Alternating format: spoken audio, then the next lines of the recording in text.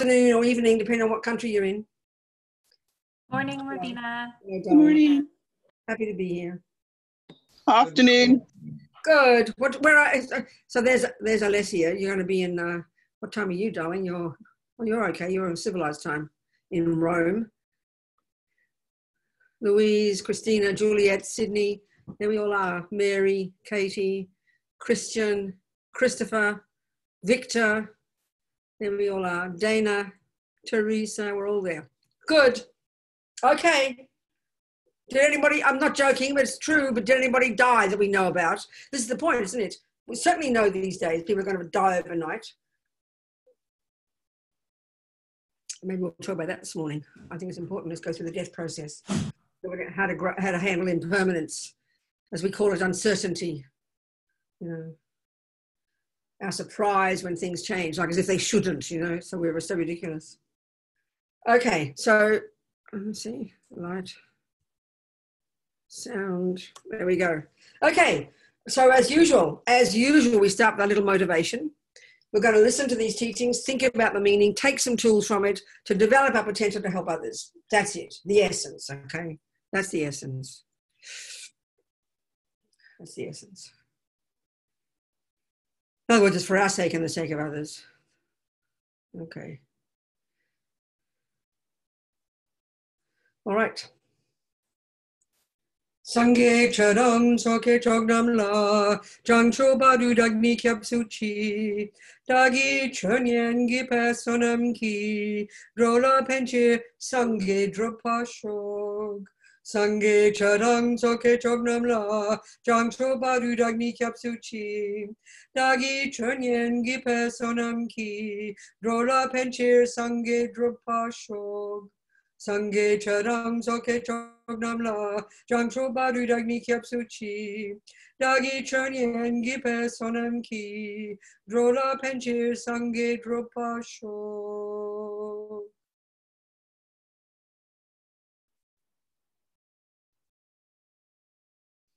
Okay.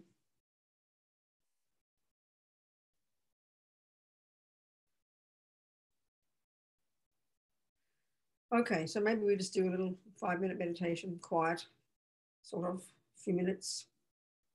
So just get your bodies comfortable. Think of it as a very natural activity. Don't think of something very special and holy. It's not, you know. And the only reason we close our eyes is so we can focus a bit more, that's all. You know, that's the point.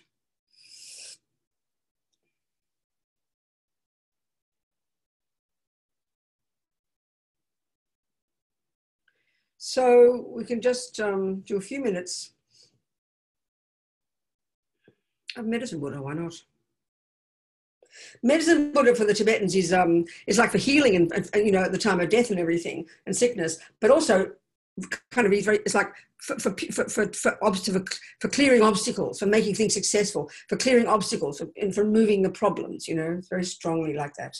Rinpoche praises this practice. And he says actually at the time of death, there's hundreds of practices. In this book of Rinpoche's, he's got like a list at the back. There's a list. 2/3 of the book is the practices, and there's numbered of them, 87 of them, different practices, mantras, sutras, deities, you know, meditations. And the one he says if you want to choose any one of those, choose the Medicine Buddha. Couldn't do better. So it's just, you know, if we're not familiar with it, doesn't matter. Just imagine the Buddha in the sky, and this is the Medicine Buddha. He looks like the Buddha, the same, sitting on a lotus, dressed as a monk, but he's dark blue, okay? Just get a feeling for that. He's sitting on a lotus in the sky in front. And also all these different Buddhas, you see, they're all just different manifestations of different qualities, that's all. It's all the essential same nature. Enlightened energy is the same, kind of dressing up in different ways of appearing, that's all. So this particular aspect. And we just imagine all beings, just imagine it, all beings, in all the realms of existence, but they're all in the form of humans. Think like this.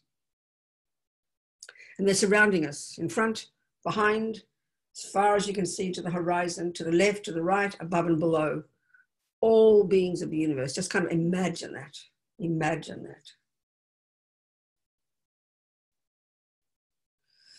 And they're in the form of humans, which is the form they can get enlightened in. So they, like us, there's no difference. Buddha would say this. You see, the Buddha's view of the mind, it refers to all beings, not as humans.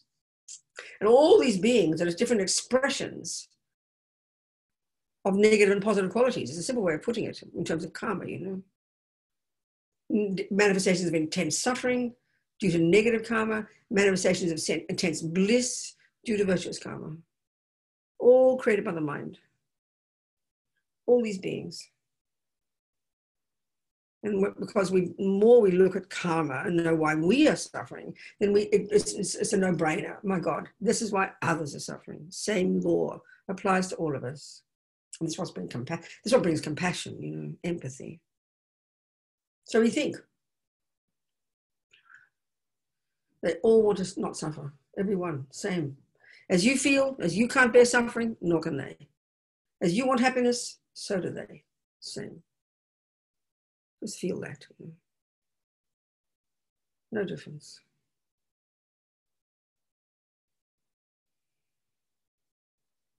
So imagine the Buddha there, sitting in like a monk, his legs crossed on a lotus, dark blue body, hair like the Buddha, you know, looking very peaceful and radiant.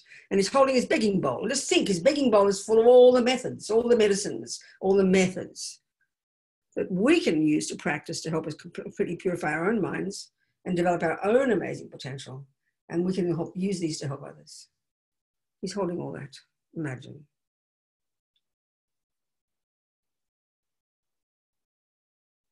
So now imagine he very happily, you know, sends radiant, like beams of, just think, beams of light, blue, just think blue light from his heart, center of his chest. And he sends these beams, they pour out to all the directions, above, below, behind, everywhere, and into us as well. And then think of anybody you have in particular you want to think of and pray for, who's sick, who's suffering, your dog, the poodle, the cat, the little ant you hurt this morning, the people in the papers you read about, whoever. Think of them all. And this light pours into all of them. First of all, we do two little meditations. One is to purify all the problems, and then one is to bring all the happiness. So we first imagine this light going into the hearts of all of them, taking away all their suffering, all their pain, all their fears, and all the causes of their suffering, which is their past karma. You know, they don't know that. Totally filling them, totally annihilating the causes of suffering and the suffering itself. Just imagine this as we say the mantra a few times. If you don't know it, we should have it written up, actually. We'll do that later. We'll just contemplate the meaning, the sound of it if you don't know it, and try and pick it up. We could have had it written up there, but perhaps if, yeah, we can find it and put it up there. Tayata om bekanze, maha bekanze, ranza samungate swaha.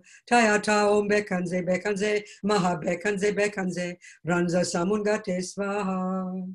Tayata om bekanze, maha bekanze, ranza samungate swaha. Tayata om bekanze, maha bekanze, ranza samungate swaha. Tayata om bekanze, maha bekanze, ranza samungate swaha. Tayata om bekanze, maha bekanze, ranza samungate swaha. Tayata om bekanze, maha bekanze, ranza samungate swaha. All the beings full of all this blissful light, totally purified of their sickness and their suffering and the causes of suffering. Full of this radiant blue light, purified.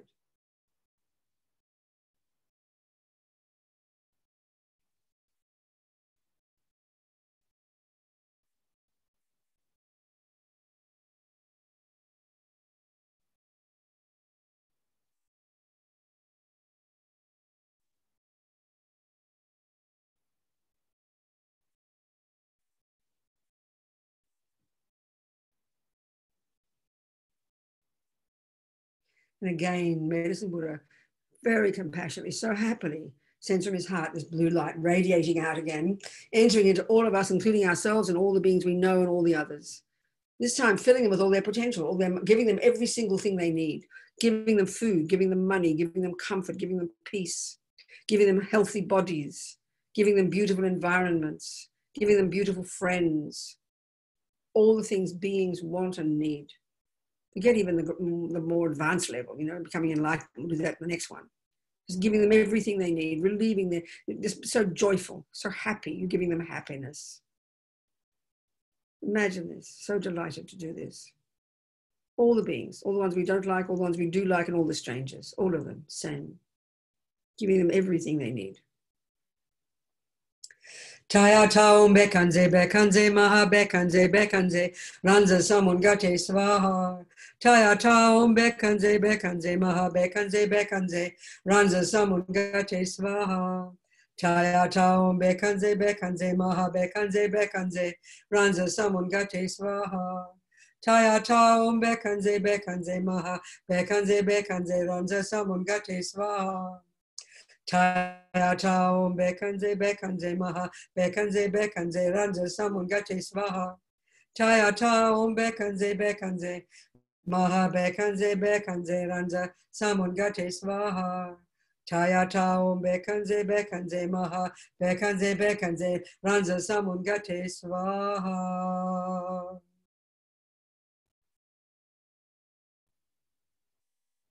Imagine, so joyful, every one of them having everything they need.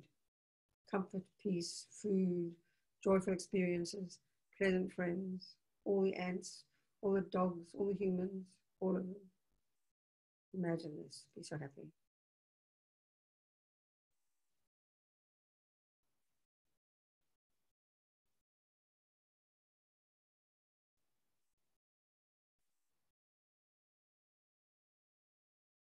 Again, very compassionately, Medicine Buddha sends this powerful laser light beams from his heart, blue light, entering into all these beings. And now, having removed all their suffering and its causes, having given them all the conventional happiness, and now he can give them enlightenment. Now they become their own Buddha. Now they become Buddha.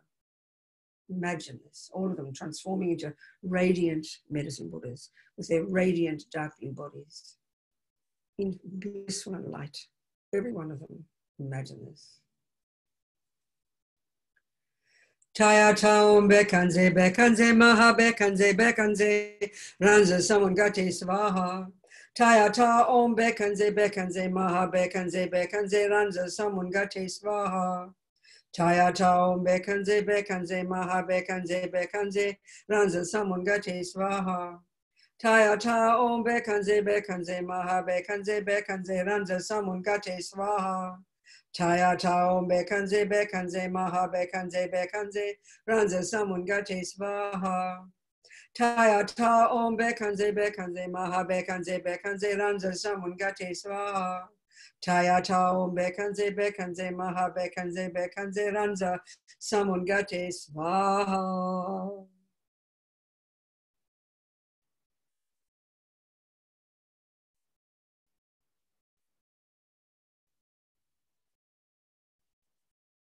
Now imagine they all, the Buddha above and then all the other beings as Medicine Buddhas, they all dissolve into light. Imagine this. All dissolve into light.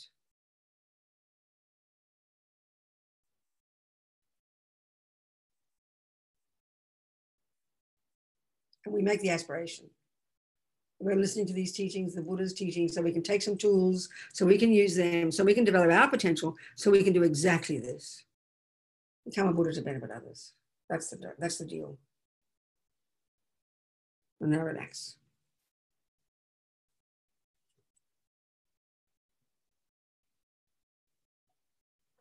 Okay. Did we sing our prayer? Did I sing the refuge prayer? I forget. I didn't. Never mind, we'll just say it in words. I'm going to listen to these teachings so we can become a Buddha, so we can benefit all. 3 times. Boom. That's it. That's our motivation. Done. Okay. Let's carry on then. Discussing karma, right? Weren't we? This worldview, this what's the key? I'm forgetting that phrase all the time. That answer for all, was it? Theory of everything. Theory of everything. That's right. This is Buddha's theory of everything. There are trillions of sentient beings, trillions upon countless trillions, never beginning and never ending, as mad as that sounds. And that's logical for the Buddha, because of cause and effect. You can't have a thing that begins that doesn't have a cause. That's demented, you know. And all of them having this potential. This is what Buddha's found. from his own hard work and his own mind, removed all the delusions from his own mind that have obscured the ability to see things as they are. And seeing things as they are, which is wisdom, is what brings happiness. This is a kind of odd point. It's a very curious point, actually. We hear the word wisdom in Buddhism, blah, blah, blah, wisdom, wisdom. Sounds nice, you know. But what's wisdom? It's a really crucial point for the Buddha. This is a central point. This is related to karma as well, utterly. Wisdom is being accurate, you know. So Buddha's saying, and this is what we mean by science, I think, things exist a certain way. Things exist. Things exist. It's like we're moving into emptiness now. We can't help it. We're going to go into emptiness, it seems like. Things exist, okay? Things. Trillions upon trillions upon trillions of things exist. Toilets and cups and saucers and hell realms and God realms, whatever is said to be exist. You have to first establish it, label it, establish it, define it, posit it, be clear, establish it, agree upon it, and then we learn to investigate how it exists. So what Buddha's saying is essentially the extent to which we have our mind, the extent to which our mind has misconceptions, the extent to which our mind is driven by misconceptions, which some of which happen to have this immense emotional component that we are so familiar with, anger, jealousy, rage, all these things. They're the emotional component of these misconceptions. The extent to which our mind is full of these misconceptions, viewpoints about how things exist. The extent to which we have those misconceptions about how things exist, which is necessarily not in sync with how things exist. There's this disconnect between how things exist and how we see things as existing. That disconnect, that's the degree of our suffering. And that's why we suffer. It's a very odd concept. We can think about wisdom in our culture. You think about this, it's a very interesting point. We think of very wise people, or very knowledgeable people, very brilliant people, brilliant artists, brilliant musicians, brilliant scientists. You know, we know that, and we revere that level of knowledge. It's marvelous, totally great. But what's so fascinating for us, we would never think that that wisdom has got anything to do with virtue or ethics or even happiness. So you can have a person who's an utter genius, but to be a completely neurotic, berserk person who comes home and beats up their husband and children every day. And we don't see that as a contradiction. In fact, almost we let them off the hook because they're so special, you know. You think about that. But the Buddha, to have wisdom without morality and ethics is like schizophrenic. It's not wisdom at all. It's just ridiculous. It's meaningless. So for the wisdom and the empathy and wisdom and compassion and love all intimately, utterly, completely, inextricably come together, because what wisdom is what you get when you remove the delusions, and the delusions are what separate you from others. So removing the delusions, one, you get clear and content and wise and happy, and two, you connect to others. So it's got to come with empathy, and it's got to come with ethics. There's not a possibility any other way. It's a very powerful point to understand, you know. So the initial stages, when we hear the Buddha first tells us entry level, junior school, grade 1, as Lama Zopa says, the most urgent level of practice, immediately, starting this second, stop harming others. Why? That's stopping sowing negative seeds, because you know you don't want the weeds in your garden. You look at the weeds right now, you go, oh my God, I don't want more weeds, so stop planting them. First instant, this is junior school, grade 1, entry level. So on the face of it, we think, well, what's that got to do with wisdom? What's stopping harming others got to do with being wise? It doesn't seem evident, but that gets clearer as we move on to high school. And even clearer when we get to university, when we get to the compassion wing. It all reveals itself, you know. So first level, entry level, junior school, grade 1, stop harming. Now, again, like I've been saying, you know, this is normal, this is world. A good communist would say that. Your grandmother would say that. A good Catholic, a good anybody, that's agreed upon by reasonable beings, don't harm others. So that's shared by everybody who's a decent person. So that's not unique to the Buddha. Okay, his explanation of it in terms of karma, that's unique to the Buddha, pretty much. But being good, being a nice person, being ethical, that's nothing special. But when you get to the high school level, that's where he becomes distinct in his understanding. But even the first level, he's distinct in the crucial difference for the Buddha in his exhorting us not to kill like Jesus says, don't kill. Buddha says, don't kill. Sounds the same. But the difference, and again, I'm going to repeat this, we said it yesterday and the day before, and this is so crucial to understand if we want to be a Buddhist, or even if we want to understand Buddhism. It's the reason why Jesus exhorts us not to kill. The reason why Buddha exhorts us not to kill. And we never probably unpack this. We just kind of think, we know ourselves, we've got some wish to be moral and kind. We don't really give clear thinking to why we should be ethical. This is such an important point. And even as Buddhists, we miss this completely. We kind of think, vaguely, this seems the right thing to do. We might even say yes because others don't like being harmed. That's pretty good. That's not bad. That's a fairly good reason. So let's analyze it again. If you have a body of knowledge that asserts a creator, as Islam does, as Christianity does, as Judaism does, for example, the big religions we know about, then that's natural. The logical answer, and again, I always repeat my Jesuit priest friend when I asked him, what is a sin by definition? In other words, what's a bad action? What's a naughty action? What makes what you do naughty? And he said, the main thing that determines the action you do as being negative as opposed to good is because God said not to do it. Hear the words there. This is powerful. This is unbelievably powerful. It's stupendous, actually. The reason that is bad is because God said not to do it. And I think we accept that. In our mummy's household, mummy says, go make your bed. Now, intrinsically, there's nothing good or bad about a bed being made, is there? It's just mummy's rules, it's mummy's laws, like God's laws, mummy's laws. And mummy says, make your bed, and you didn't do it. And she says, you're naughty. Now, there's nothing intrinsically bad about not making your bed, but you're naughty because mother said to do it and you didn't do it. You went against mummy's wishes. That's the same thing. We get that. And that's actually what we think of morality in our culture. You run around trying to be a good girl, not doing trying to not do what the police said you shouldn't do, what the judge said you shouldn't do, what grandma said you shouldn't do, what God said, what mummy said. We're running around trying to be a good girl. Why? Because we don't want to be punished. That's sort of the fairly basic logic of what we think of as morality. Well, Buddha says this is a really dualistic view, and he says it's a misconception. It's good enough when you're a child, you need to do what your mother says. But if you think, here I am nearly dead, still not going near the fire because mummy said, because I say so, and not realizing the real reason not to go near the fire because it'll harm me, then I'm pretty dumb, aren't I? You'd feel sorry for me. So the Buddha, why does he exhort us not to kill? Well, two things here. One, in terms of Christianity and Islam, negative action is one that says, is doing an action God said not to do. And there is an element, the priest said to me, he said, there's an element of natural law in that people don't like getting killed. Now, for the Buddha, why not kill? There's two things to understand.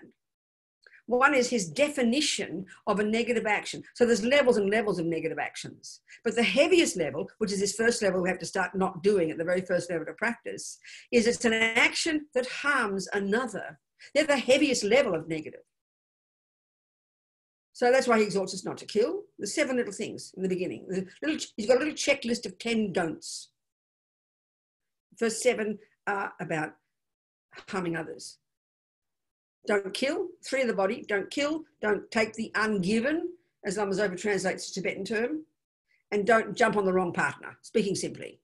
Based on intense attachment, we've all got attachment to bodies, so don't misuse your body in terms of sexual attachment. Don't harm others in that way. So 3 little baby actions. There's clearly a million more things we do that harm others. He doesn't exhort us, don't punch people in the nose, but we can deduce that once we get the 3 ones heavy.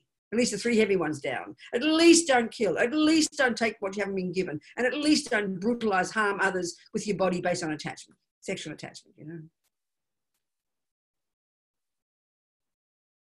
So those 3, they're called negative actions because they harm others.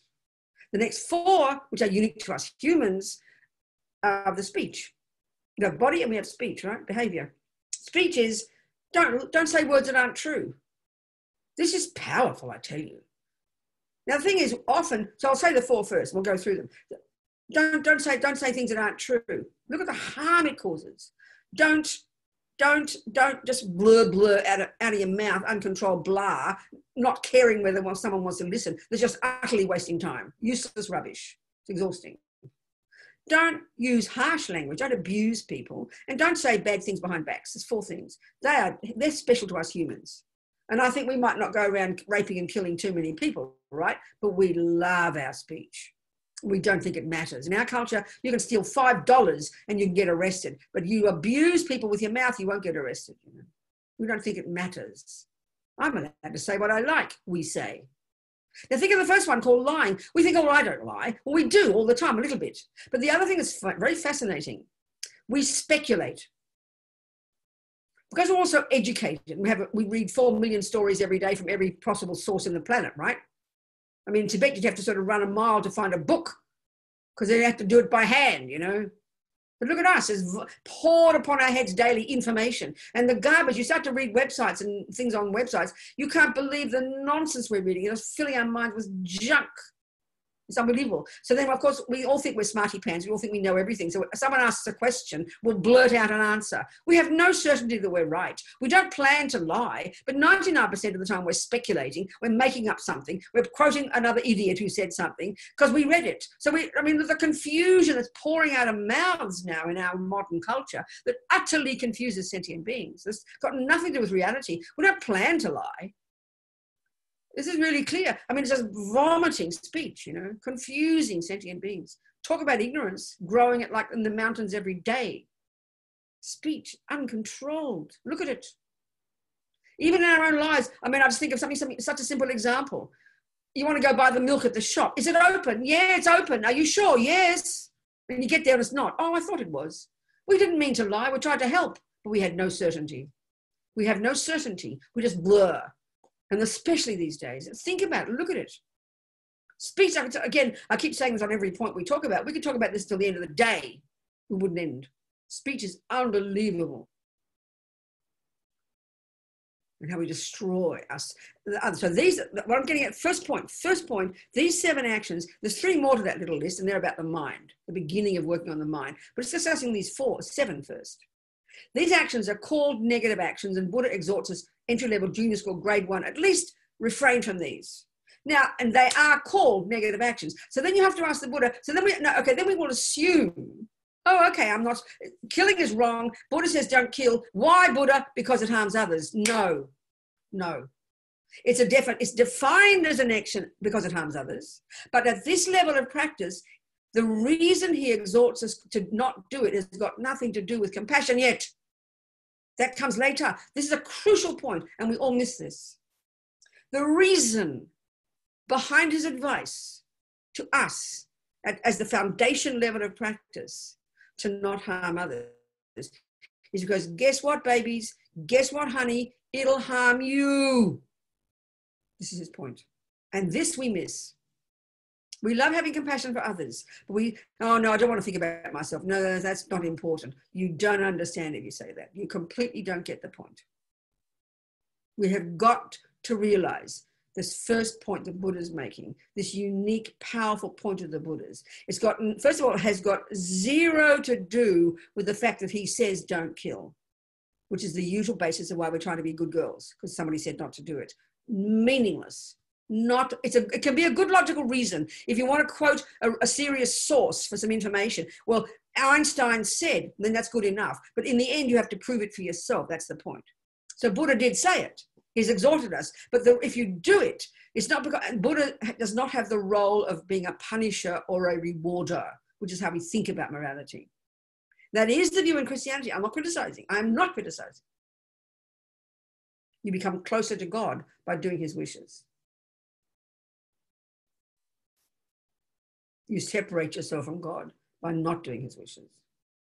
In the more advanced level, in the Vajrayana, in relation to guru devotion, we can think like that. It's very interesting. But at this level, no discussion. It's the nuts and bolts of what is it that defines a thing as wrong is the fact that it's an action that harms another. But why not to do it is because, remember, the point of karma, the simple point is every millisecond of what I think and do and say programs me.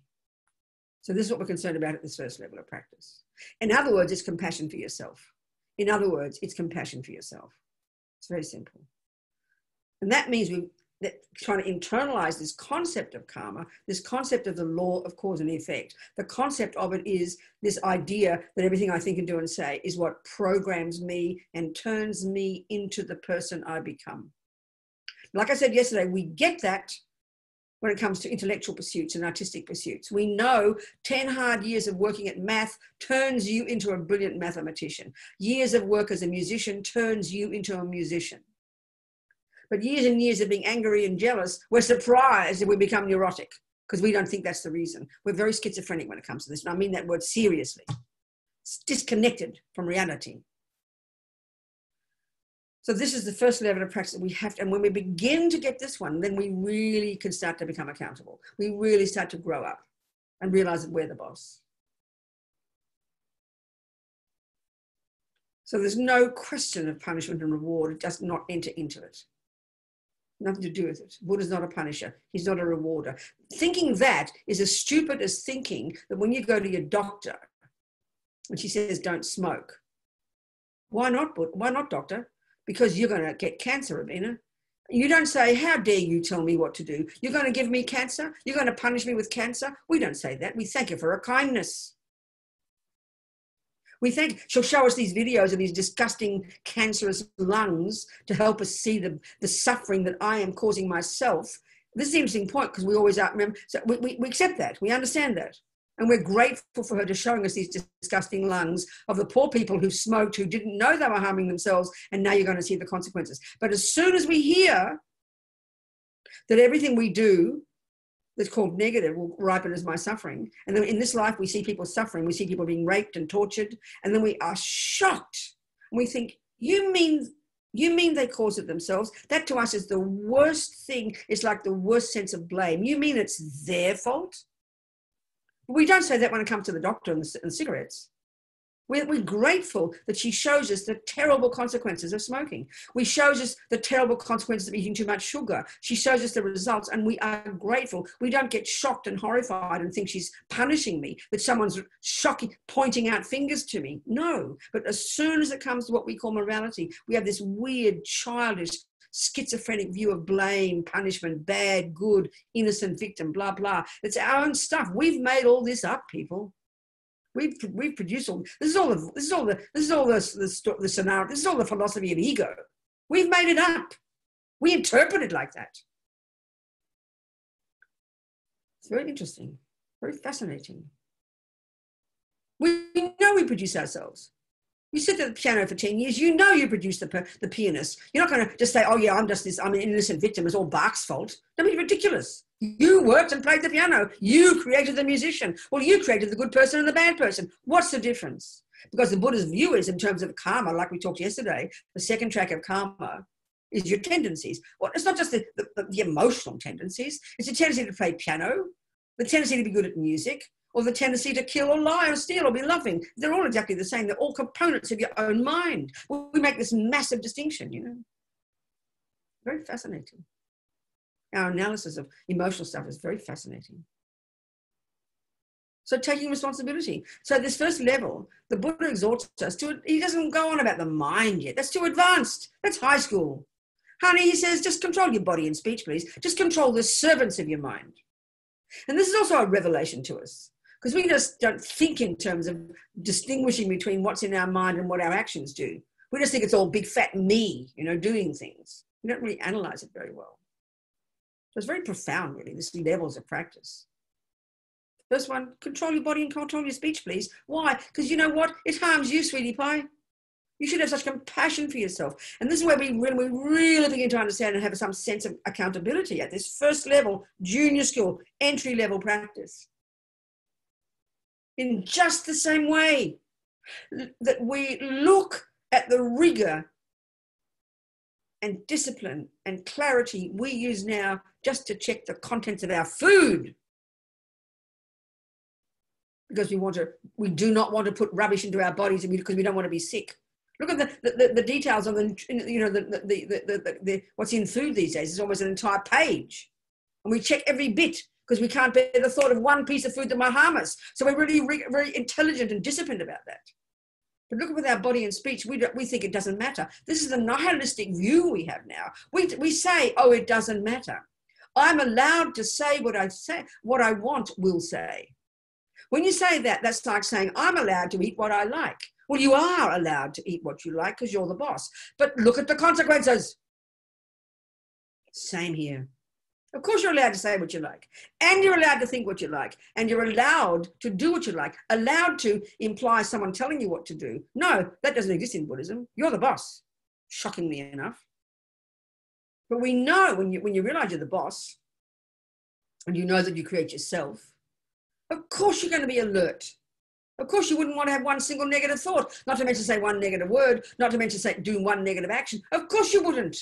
Because why? Because you've got self-respect. Because you create yourself. This is the way to think about karma. It takes time, I promise. Why? Is because the dualistic view of ego is self-pity, not fair, poor me, I didn't ask to get born, you're plonked on this earth, and I'm an innocent victim, and it's everybody else's fault. That's the voice of ego. I know it sounds cruel, and that's why we suffer, you know. It's quite powerful.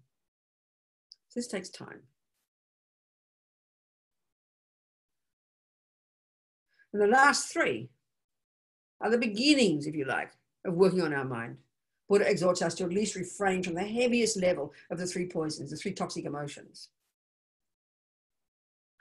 At least refrain from the most intense levels of unbelievably powerful attachment, which is this constant craving, the deepest level of the attachment energy of never being satisfied, to the level where you become a junkie, or you eat till you're 40, you know, you eat all day and night, or you drink all day and night, or you put junk into your veins all day and night. They're the grossest level of the suffering of craving, the nightmare in the mind, and the never-endingly. At least try to harness the grossest levels of our craving, because it's unbelievable suffering. At least try to harness the grossest level of anger, which is like wanting people to suffer. Bad enough being angry, but when it calms down and goes away, we let go. But look at the pain of the anger that never gives up and wants the others to suffer, is happy they suffer, and even eventually even make them suffer. That's the nightmare of anger. And the least refrain from the heaviest levels of the root delusion, ignorance. In this case here, a specific function of ego grasping is really fundamentalist narrow-mindedness, racism, sexism, you know, jingoism, narrow-minded, I'm right, you're wrong. This really rigid, concrete sense of right and wrong. No space in the mind at all. That's the gross level here of ignorance. Fundamentalism. And we're all like it. No, I'm right, you're wrong. That's fundamentalism. Stuck in stone, fixed, no sense of interdependence, no sense of space. These are the nightmarish consequences of these three main delusions. And the Buddha, at this first level of practice, exhorts us to at least begin to harness these, you know. This is junior school, entry level, grade 1, which then is the basis of all our practice from here to enlightenment. You don't give it up, you just keep going. So how would you be from this level of practice? We're not even mentioning meditation yet, okay? How would you be if you practice this way? Think about it. You'd be incredible. You're not working on your mind here, but you're using your mind to work on your body and speech. So you're already exercising your discipline, exercising your mental discipline, of course. But the consequences will be, you'll be harnessed, you'll be disciplined, you'll be more stable, you'll be less up and down like a yo-yo, you'll be more conscious, you'll be more accountable, you'll be more grown up, you'll be more content. How marvelous. That's exactly what we want. This is a very fascinating point about in our culture. On the face of it, when we hear these kinds of instructions, we hear it as discipline, rigorous, kind of brutal, you know. And then we think of we're suffering, and we have to learn to be kind to ourselves. So how do we be kind to ourselves, we think? We think of have a massage, have a sleep, have a weep. Nothing wrong. Please have a massage and a sleep and a weep. But then you've got to stand up and start being disciplined, because that's the real practice. That's the real one. And it doesn't appear to us. When you go to the gym every day and you come home exhausted, it doesn't look like you're being kind to yourself, but you know you are being kind to yourself, because the results will come. This is being kind to yourself, controlling your body, controlling your speech, controlling your mind. This is being kind to yourself. It's not evident. We think of it as like soft and wishy-washy, you know.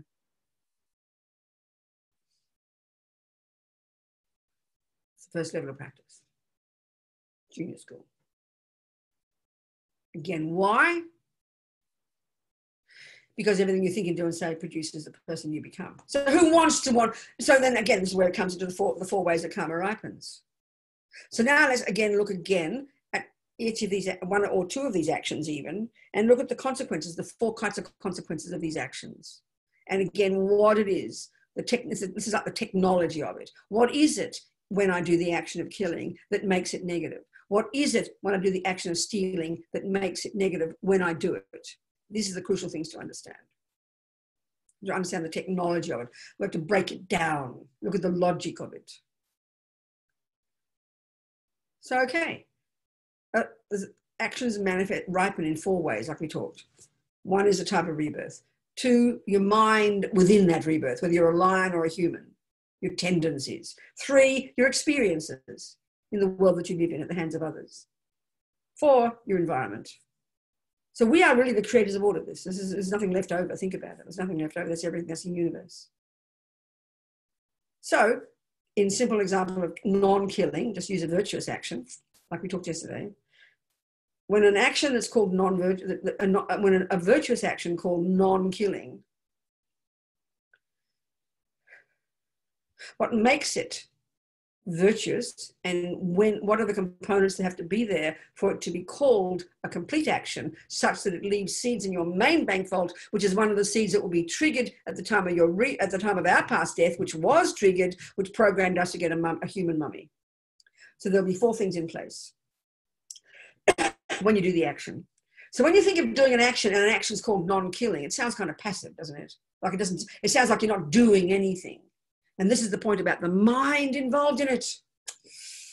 Okay, right now, think about it. Right now, sitting on our beds or wherever we're sitting, I'm sitting on a pink chair with a cushion so I can see you. With two cushions under my feet because my legs are very short. And my Minnie Mouse slippers. I'm wearing my Minnie Mouse slippers. Kate bought me some Minnie Mouse slippers. Okay, so here I am sitting here. Think about this. Think about this. This is a crucial point to understand in relation to karma.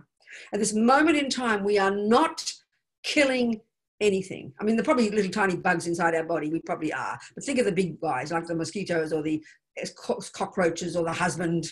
You know, maybe he's sitting next to you and you want to kill him. But think about this. You're not killing at this moment. We're not killing. So at the moment, we aren't killing. Now, first of all, the cockroaches and the rats are very happy because they might be behind the cupboard, but we're leaving them in peace. So we're not killing. But look at this. This is the point. We are not thinking the thought, I will not kill. Aren't we? We're not thinking that. We're thinking something, you're busy trying to hear my words. So there's no thought, I will not kill. So we are not killing, it's true, but there's no thought, I am not killing. Therefore, there is zero karma created in our mind of not killing. This is a hugely important point. So the mind, what's in the mind, what goes on in the mind is the boss. That runs everything. And that's the beginning of what they call creating karma. As soon as the mind is involved, we start programming the mind, imprinting things in the mind, sowing seeds in the mind.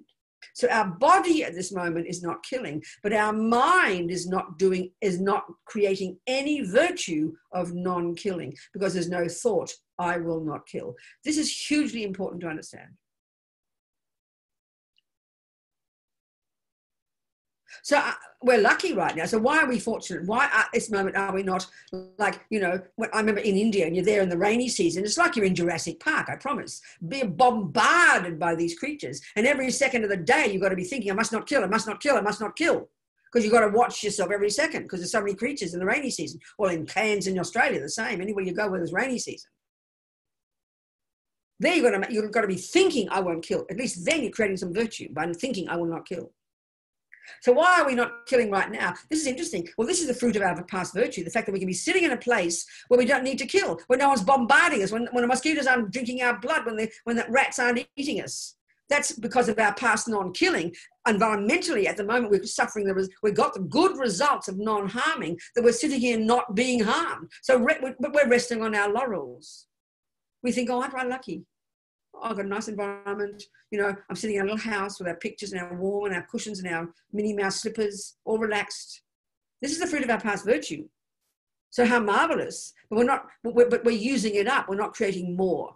So this is where the next level of practice comes in that makes it so potent. We have to live in vows of non-killing, non-stealing. These are, Buddha loves his vows. And vows in the whole of Buddhism, there's 3 sets of vows related to the 3 levels of practice. Without vows, you cannot get enlightened. And there's logic to this, psychological logic, and we need to understand it. It's not just religion, you know. Vows are stupendous. Vows to the Buddha, in a certain level of the teachings, it says that there's subtle physical form visible to clairvoyance. They're so potent. Without vows, we can't get enlightened. There are the vows of the first level of practice, which we're describing here, which are the vows of individual liberation. Pratimoksha, individual liberation. The vows such that the ones in junior school and high school enable us to get our own liberation, achieve nirvana. Then we have the next level, amazingly powerful vows. We should go into these, because it's all part of karma too. Even though it's the bodhisattva path, it's the vows of the bodhisattva. They're amazing. And then the vows of the Vajrayana. 3 levels of vows for the 3 levels of practice. They even say in the Vajrayana, keeping your vows perfectly over a certain number of lifetimes, you'll get enlightened. Vows are so powerful. Just look at this. Let's look at the logic. Try and see the logic of this. So given that every millisecond of what we think and do and say programs us, so seeds, and then when we do actions, we'll go into this now too, do actions, the crucial player in those there are 4 ways that karma ripens. Now again, let's do, because we did yesterday, looking at the 4 components of a negative action. We'll do that first, and then we'll look at the power of vows, okay? So let's go back to what are the components of a negative action, or indeed the components of a virtuous action, same logic. So the simple example of not killing. Excuse me. A simple example of not killing.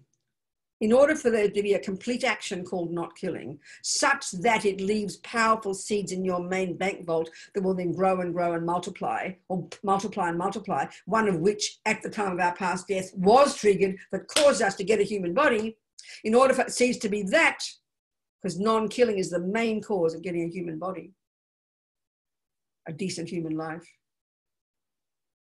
4 things in place when you do it. 1, there clearly has to be a living being, an object of the action. There's got to be that mouse in your kitchen. 2, the central piece, your mind involved in the action, okay? And there's 2A and 2B. 2A is intention. So we'll go into this a bit.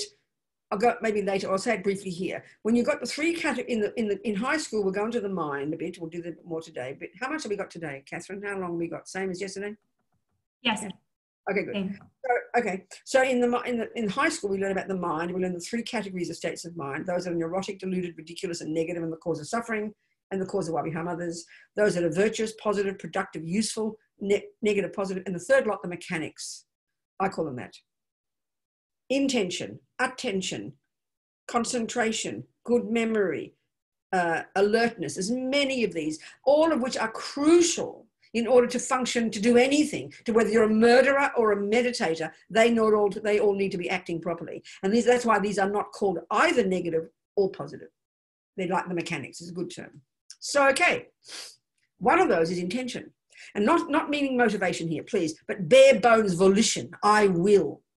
If you want a boss, Buddha says there's no little I in there running the show, but you want a boss that's running the show, it's called intention. And it happens every millisecond. It's there all the time, every second, but so primordial, so instinctive, so completely ingrained in our being, we don't even notice 99% of the time that this is driving everything because we're so programmed, you see.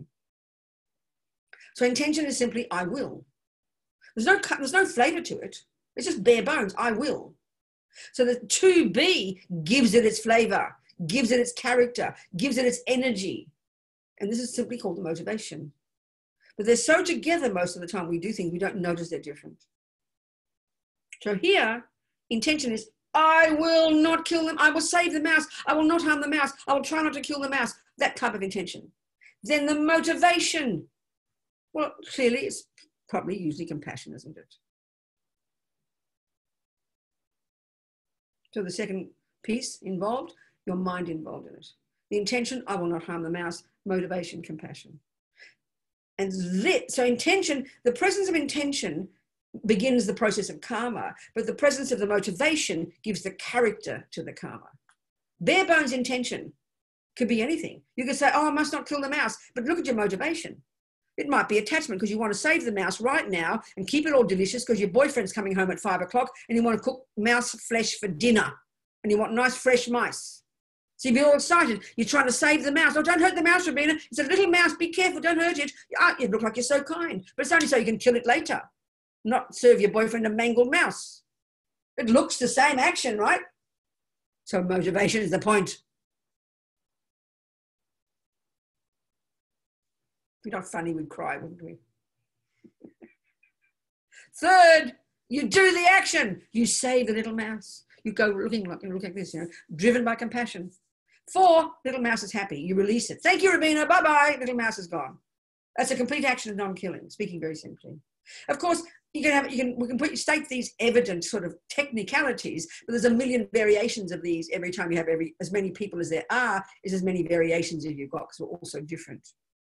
You've got to start with some basic kind of principles, or laws, as Victor said, I think it was. So that's a complete virtuous action. And the point is this: the stronger the motivation, the 2B, that's the piece, the more powerful that one, the more powerful the whole action becomes a virtuous action. The weaker the motivation, the weaker the karmic action. It's sort of obvious, So every tiny thing we do every millisecond, and we're having intentions every millisecond. So we're doing actions every millisecond, and each is driven by some motivation or other, but we don't notice 99% of the time. But just to get us all depressed, Buddha says attachment is mainly the motivation we follow 99% of the time. We have also some virtue there, luckily. That's our saving grace. So the key factor in there, like I'm saying, I'll repeat it again, is 2B. The general key factor is number 2, mind involved. Because put it this way, Katherine could be in her kitchen. Number 1, there is a mouse. Number 2, intention to kill it, not kill it or kill it, either way. No, she doesn't see it. Motivation, no, she doesn't see it. So 2 is missing altogether. 3, her foot goes on the mouse and it died, and 4, dead mouse. 0 karma for Katherine. Because she didn't see it, didn't know, had no intention, and had therefore no motivation. Therefore no karma, because karma is done by the mind and it's helped by the body and speech. The body and speech do the actions the mind wants. They're the servants of the mind. Or even the motivation. You can have a good motivation but do a bad action. And that can, from your point of view, Katherine, let's say she's, let's say somebody who doesn't, who has the view, which is very common in our culture, that your little pussy is suffering, or your grandmother's suffering, and I must kill her. This is really common. We give it a fancy word. All our fancy words are always in Greek. I don't know why. But as soon as something fancy is called psychology. We didn't know that Buddha's a psychologist because he didn't speak Greek, for God's sake. We make it fancy by giving it a Greek word. Euthanasia. God almighty. It's called killing. With a good motivation. That's all. Now, this is the point. There's 2 things here. With a mouse as well as your grandma, whether your motivation is good or bad. But let's say in terms of killing, for example. 1, there's the mouse. Or your grandmother. Say your grandmother. 2, your grandma's there. 2, intention. I will kill grandma. Why, Robina? Because she's suffering. I have such compassion. I want to stop her suffering. This is a powerful motivation. Compassion is a powerful motivation. Nobody can argue with that. Nobody's denying that. Your compassion could be stupendous. There's no question. 3, you kill grandma. 4, she's dead. Now, there's 2 things here. From your point of view, you could say there's not much negative karma because you really did have compassion. You really did mean well. You really did want to help grandma. But as Zopa says, I'm sorry, meaning well is not enough. You need wisdom. What's that mean here? Very simple. Buddha says, as we're saying, that the grandma's consciousness will continue after she is dead. And it will take another rebirth determined by the karmic seed in her mind that was triggered not long before she stopped breathing. And that she's got billions of karmic seeds in her bank vaults, many of them negative. And if she dies with fear, one of the negative ones will be triggered and she'll go from the frying pan into the fire. she'll get a worse rebirth. Now, if we consider that as an option, as a possibility of a consequence, of course you wouldn't want to kill your grandmother. You wouldn't want to play Russian roulette with your grandmother, or the mouse for that matter. So we've got to take that into consideration if you take the Buddha's view, you know. Who's got the wisdom? You've got to be clairvoyant, in other words. You've got to have incredibly powerful wisdom that sees the mind of your grandma exactly and knows exactly at the time you kill her that exactly that time is the perfect time. All the conditions have come together and the virtuous karma will be triggered and she'll definitely get a really good human rebirth and meet the Dalai Lama and have a nice practice. If you've got that certainty, please kill me now. That's wisdom. So compassion is not enough. But you meant well. So some virtuous karma created.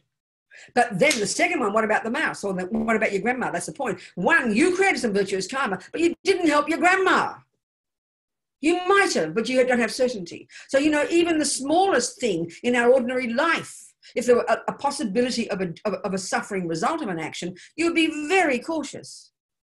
If I had a headache, as a simple example, I use it all the time, and you really have compassion for me, and you've got a couple of pills, but you forget which one was cyanide.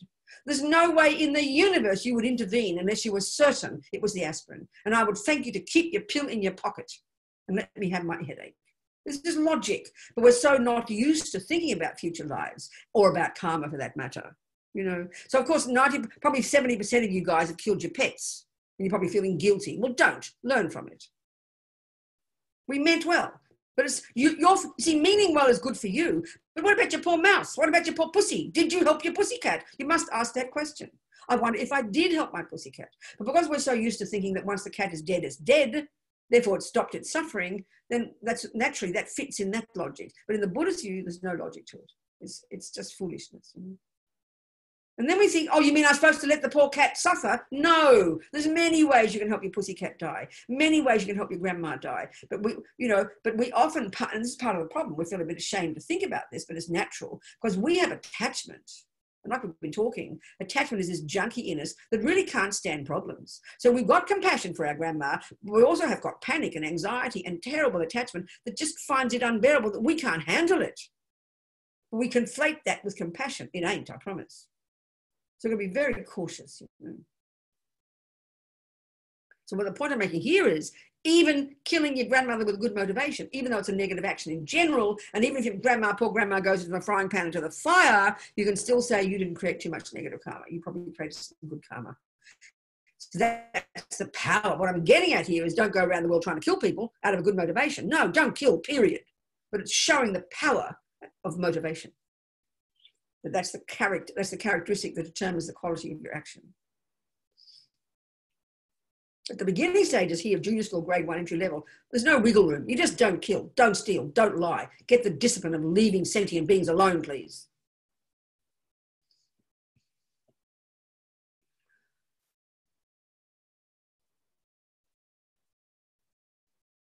So 4 things for it to be a complete action. 1, the object. 2, intention, and 2b, motivation. 3, the action. 4, the result. And the key point, motivation, the key thing in there.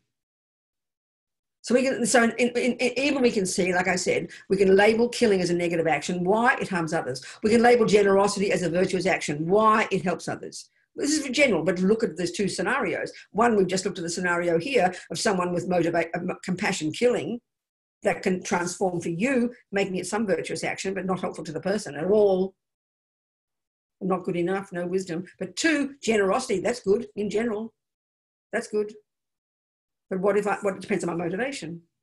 You know, say you're rich and I'm trying to win you over. I'm trying to think, you know, I'm thinking, oh, I want to be his friend. He's so rich, he's going to love me. I want to marry him. And even though he's fat and ugly, I don't care. He's got money. I want him. And he thinks I adore him.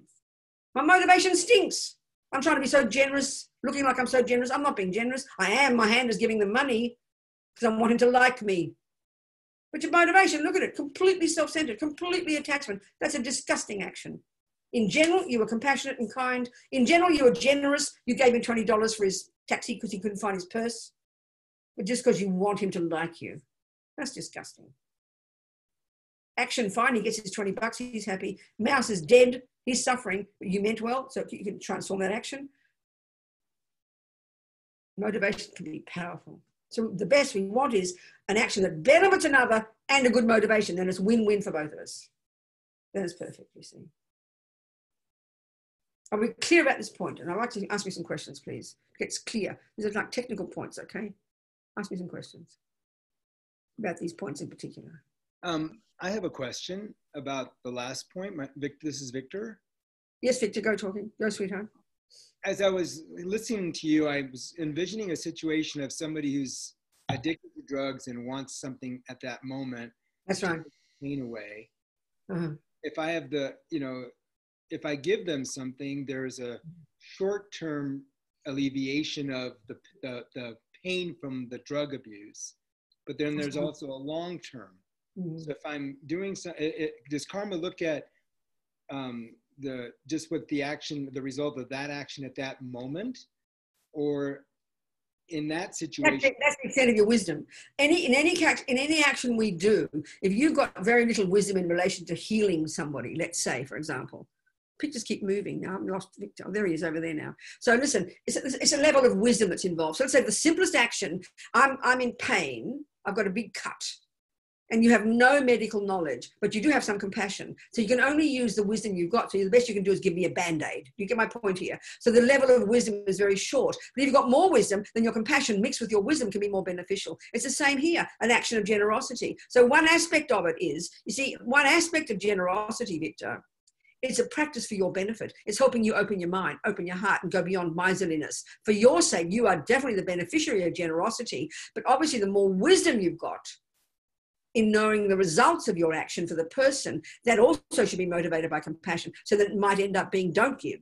So that's what wisdom is. So first of all, it's got to be coming from the purest place to yourself, but based on wisdom. So yeah, of course, there's no question. And the more wisdom you have, the more powerful you can be in benefiting others. Makes sense, doesn't it? It does. A really good example of this actually is Lama Yeshe, for example. You know, one of our lamas on the throne. He's on the altar there. You can't see the pictures very well. Lama's on the Dalai Lama's this side. It's all back to front in my way. I know the camera is. So Lama, our teacher, he went back in Courtin monastery back in the late 70s, and our friend Harry, an American, was there. This is a rough story I've heard from. I always quote this story. And there was a monk, a Sherpa monk, at the monastery, and Harry was trying to help the monk. He was sick, and Harry had found a doctor. So he was very happy, and he told Lama he'd found a doctor. Then basically, roughly speaking, Lama just said, don't worry, he doesn't need a doctor, he'll be fine. So Harry, trusting Lama's wisdom, because Lama was his teacher, Harry stopped getting the doctor. So Harry would observe the monk kept getting sicker and sicker. And he's wondering what's going on, if you think about it. And then he goes up to the mountains to his family and he dies. Well, that looks on the face of it like Lama was being very uncompassionate. But this is the story. Lama Lunda, the abbot, said to Harry, what's happening is, of course, because Lama, he's got clairvoyance. Now, clairvoyance, is what you naturally get when you've got single-pointed concentration. The Buddha says we've had it in countless lifetimes. As we've got shamatha, when we get calm abiding, single-pointed concentration, this brilliant technique the Hindus invented, as we're able to get to this subtler level of our mind, a just natural consequence is that your mind, because it's more subtle, can cognize phenomena that are more subtle, but the gross mind can't, which is the past, the future, and the minds of others. And we need this to help sentient beings. I mean, you can't really begin to be compassionate. We can't really begin to know how to help others until we've got clairvoyance, meaning until we've got the knowledge, the wisdom that sees their mind and sees their karma. I mean, it's not, the analogy is easy, like with acupuncture. Let's say, again, Victor's example, you've got no knowledge of acupuncture, and you can look at a person and see they're really sick, but you've got zero wisdom to know how to help them. And you might do something, but it'd be really foolish because you've got no wisdom. It's exactly the same here. So if you've got no wisdom, we leap in trying to help people. But Lama, with this broader wisdom, he had clairvoyance, number one. Two, he's got wisdom and compassion. He's realized emptiness, and he's got bodhicitta. So he's totally qualified to be of perfect benefit. So he can see crystal clear the karma that this monk created countless lives ago, which was the cause of this particular suffering he's having now. This was so intense, this karma, that he could see that if the monk had got the doctor, he would have gotten better and he would have had a fine life. But the karma that he created would not have been purified, and his next life would have been much, much worse. Whereas having that sickness, going up to the mountains, dying a very good death, he completely purified that karma, his next life fantastic. Now, This is the point, Victor. Who's got that kind of wisdom? We haven't. So that's why we shouldn't just rush in like fools, meaning well. That's why meaning well is not enough. We've got to be conscious of what wisdom we've got and do our best according to what wisdom we've got to be of benefit to sentient beings. And this is why the wisdom wing has got to come before the compassion wing. Do you understand the point, Victor? All of us, do we understand? It's a very powerful point. Which doesn't mean, oh, I'm too scared to act, I might do the wrong thing. No, while I'm being falling under the bus, I want you to help me. I don't want you to think, well, maybe it's best for Robina to die. Thanks a lot. Just help me, please. If you've got wisdom, sure, let me die. You get my point here? So wisdom's pretty powerful. And it's the same, it's not mystical, it's just an inner wisdom, that's all. An acupuncturist can just look at you and can tell you exactly what you need, you know, because they've got such wisdom. They know exactly how to help you. This is inner wisdom. This is mental wisdom, you know, knows the mind, knows the karma of a person. This is really what we begin to really know how to help others. And of course, we can just grow slowly in all these things. Of course we can. Any more questions about this karma and how we create it? Yes, Heather. It occurs to me, two things. It occurs to me as you're talking that one of the biggest obstacles to understanding karma is having the time horizon of what you remember about this lifetime.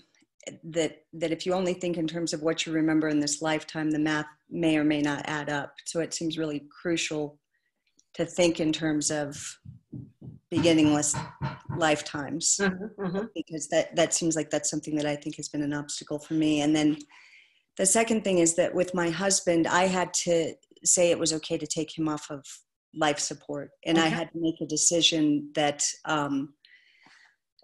with his mother and sister, we had a fraught relationship.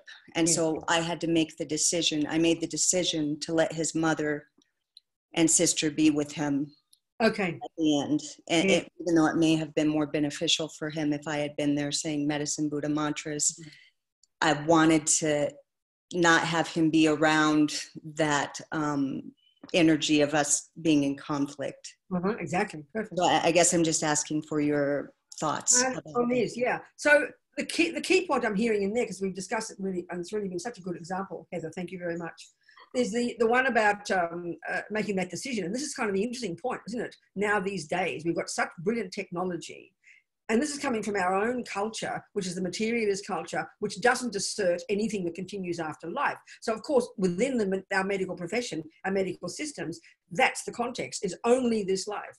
And that's why much of the good stuff we do is in terms of keeping a person alive as long as possible. That's the key. One of the key things is to heal people, to keep them alive, you know.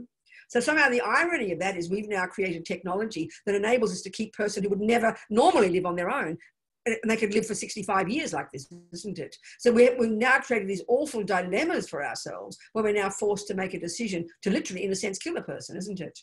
But, you know, so it's like, I remember the Dalai Lama answering this point, because this is the way the world is now, so we've got to be flexible. So he said, yes, it's especially if you're in an American hospital where you're paying $1 million a minute, you know, you don't have free medical like you do in England or Australia, lucky us.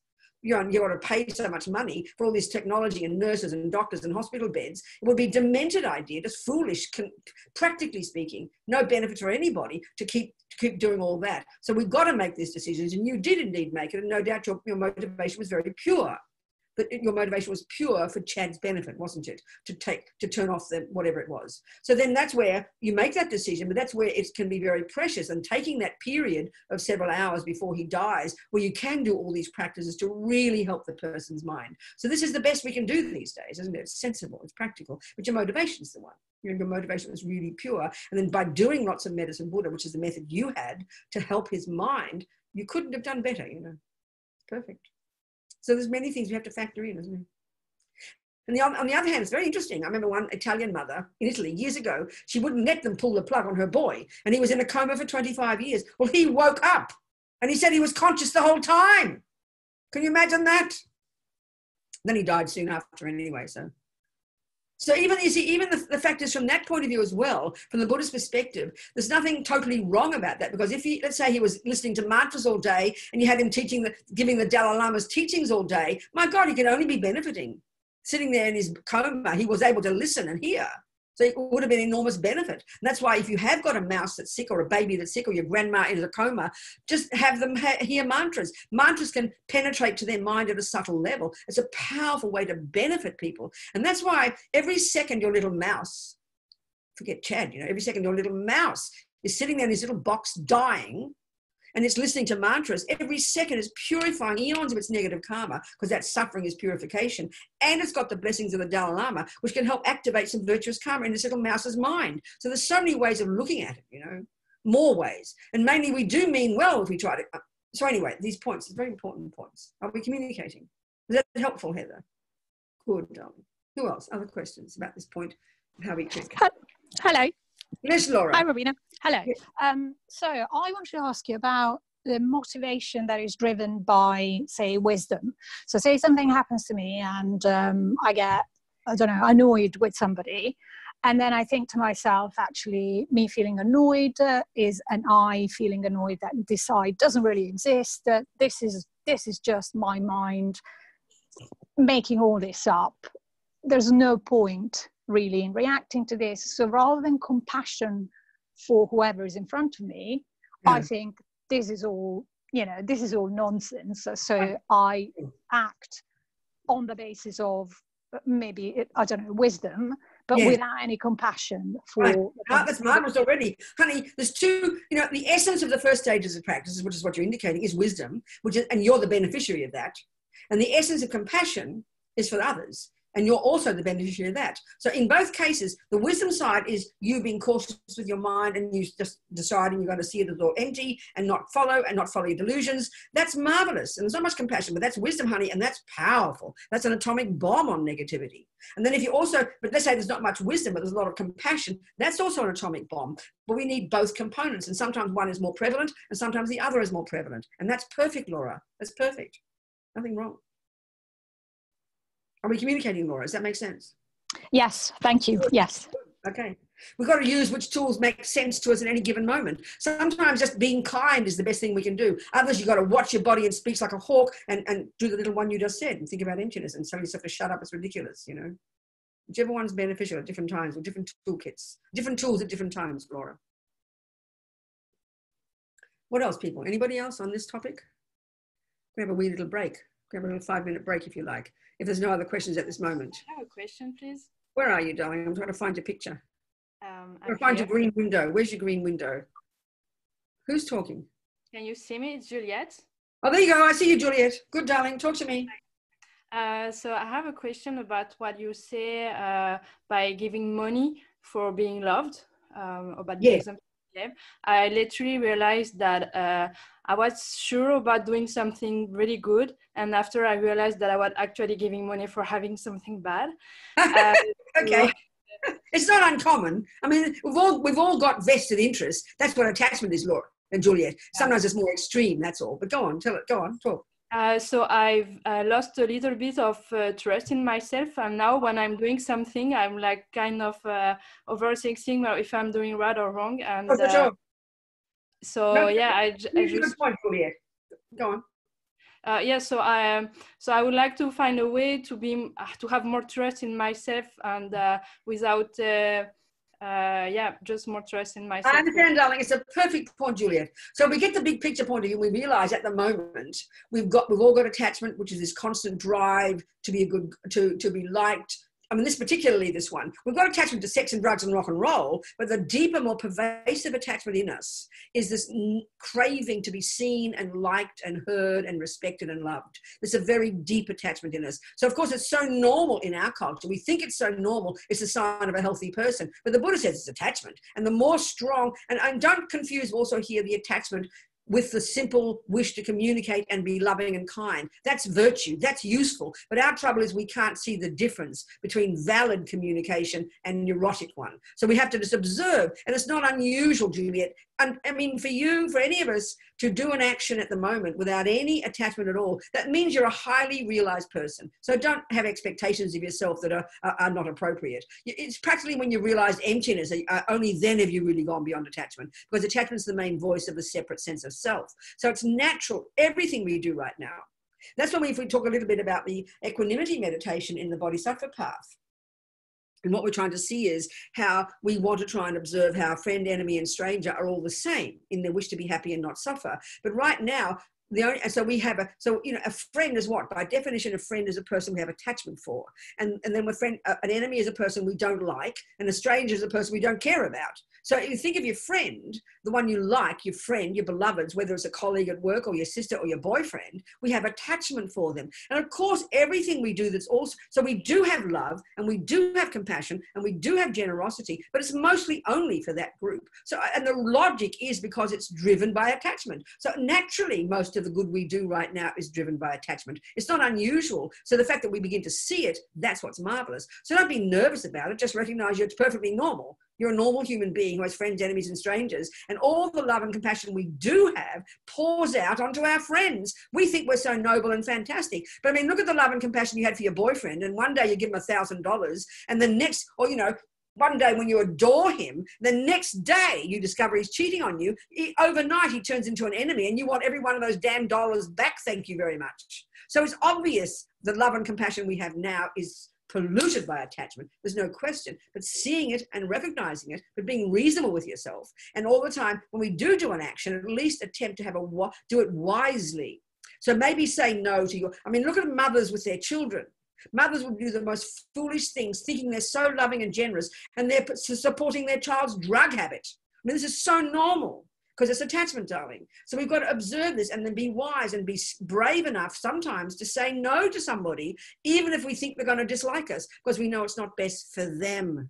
It's a very powerful point. And we only can develop this when we start to really get to see our own minds and do more of the job of being our own therapist. Because it's very tricky. It's very mixed, you know. Do you understand, Juliet?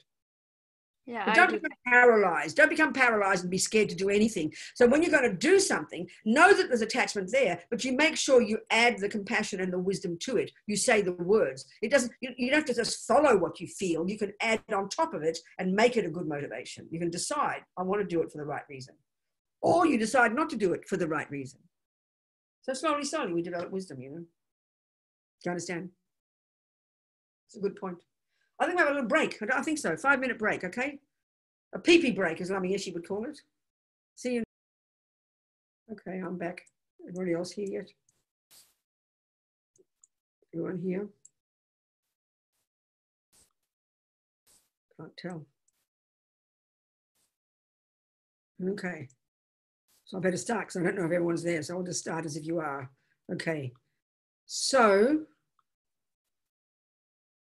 let's continue. All right. Okay. There's Afra's dad. Hello. Or Afra's mum. I can't tell. In the distance. I can't see you on the couch. There you go. Hello. Happy to see you. Okay, so let's continue. So we've summarized what we've looked at in general. Yes, I was talking about karma, this general principle of the mind not being physical, and we're no creator, and then we're creators of our own reality. Every millisecond we think and talk and say, think and talk and do, programs our mind. Whatever we experience is a fruit of what we've done. The general principle is this. So then, of course, how you apply all this is, given that you don't want suffering and do want happiness, then clearly we start to learn, we better learn Buddha's botany. We better learn the nuts and bolts. We better learn the laws, the rules of botany. So simple. Why? And this is the first point about karma, because I am sick of suffering. I am sick of suffering. I do not want more suffering. Without that, there's no reason to follow the law of karma. It's just doing what Buddha says because you're scaredy baby. And that's ridiculous. So this is really crucial to understand. We are the beneficiary, you know. It's like karma's like compassion for yourself. And we looked a bit at the 4 results, how the whole world, the whole life. And this is, I tell you, this is, you know, this is really, you don't have to learn, I mean, you can read in the text extensive information about karma, highly technical. But I think the really powerful way to use it in your daily life, you know, is to divide into the 4 ways that karma ripens. You can, suddenly you divide that, it really makes sense. If we just think, you know, it's like you don't know anything about botany and you see a big garden growing and you say, oh, what's that? Someone says, what's all that about? You say, oh, it's botany. Well, can you please explain it? No, I don't know. Well, what good is it?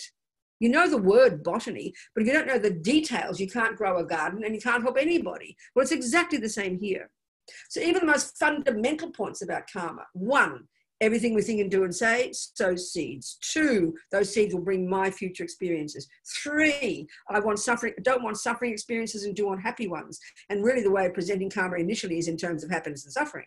It's the way of the next level of detail. So this is the logic of it. So then you better learn, it's logical, what causes suffering and what causes happiness, so you can do what causes happiness and you can stop doing what causes suffering. It's really logical. And all the time it's because you want happiness and you don't want suffering. We have to recognize this. We have to acknowledge this. We have to see this is virtuous, this is amazing, this is powerful, this is intelligent, this is self-respect.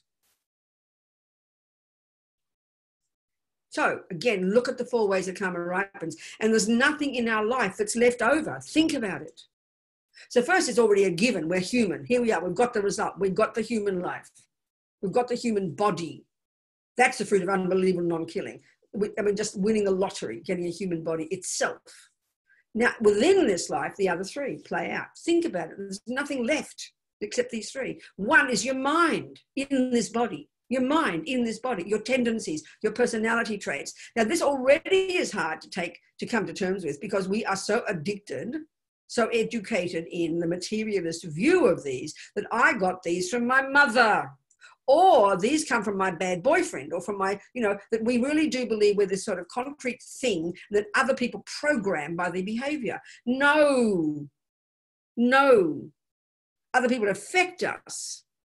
But what's in our mind came with us at the time of conception from having done them before. And then you've got you, your body and your mind. That's covered. Now what's the rest? Is all the stuff out there. And there's 2 ways of describing the stuff out there. 1 is, you can think about it as close to home, how you're seen and treated by others, roughly. And then 2 is the very environment in which all this happens. All these 4 ways that karma ripens. 4 ways,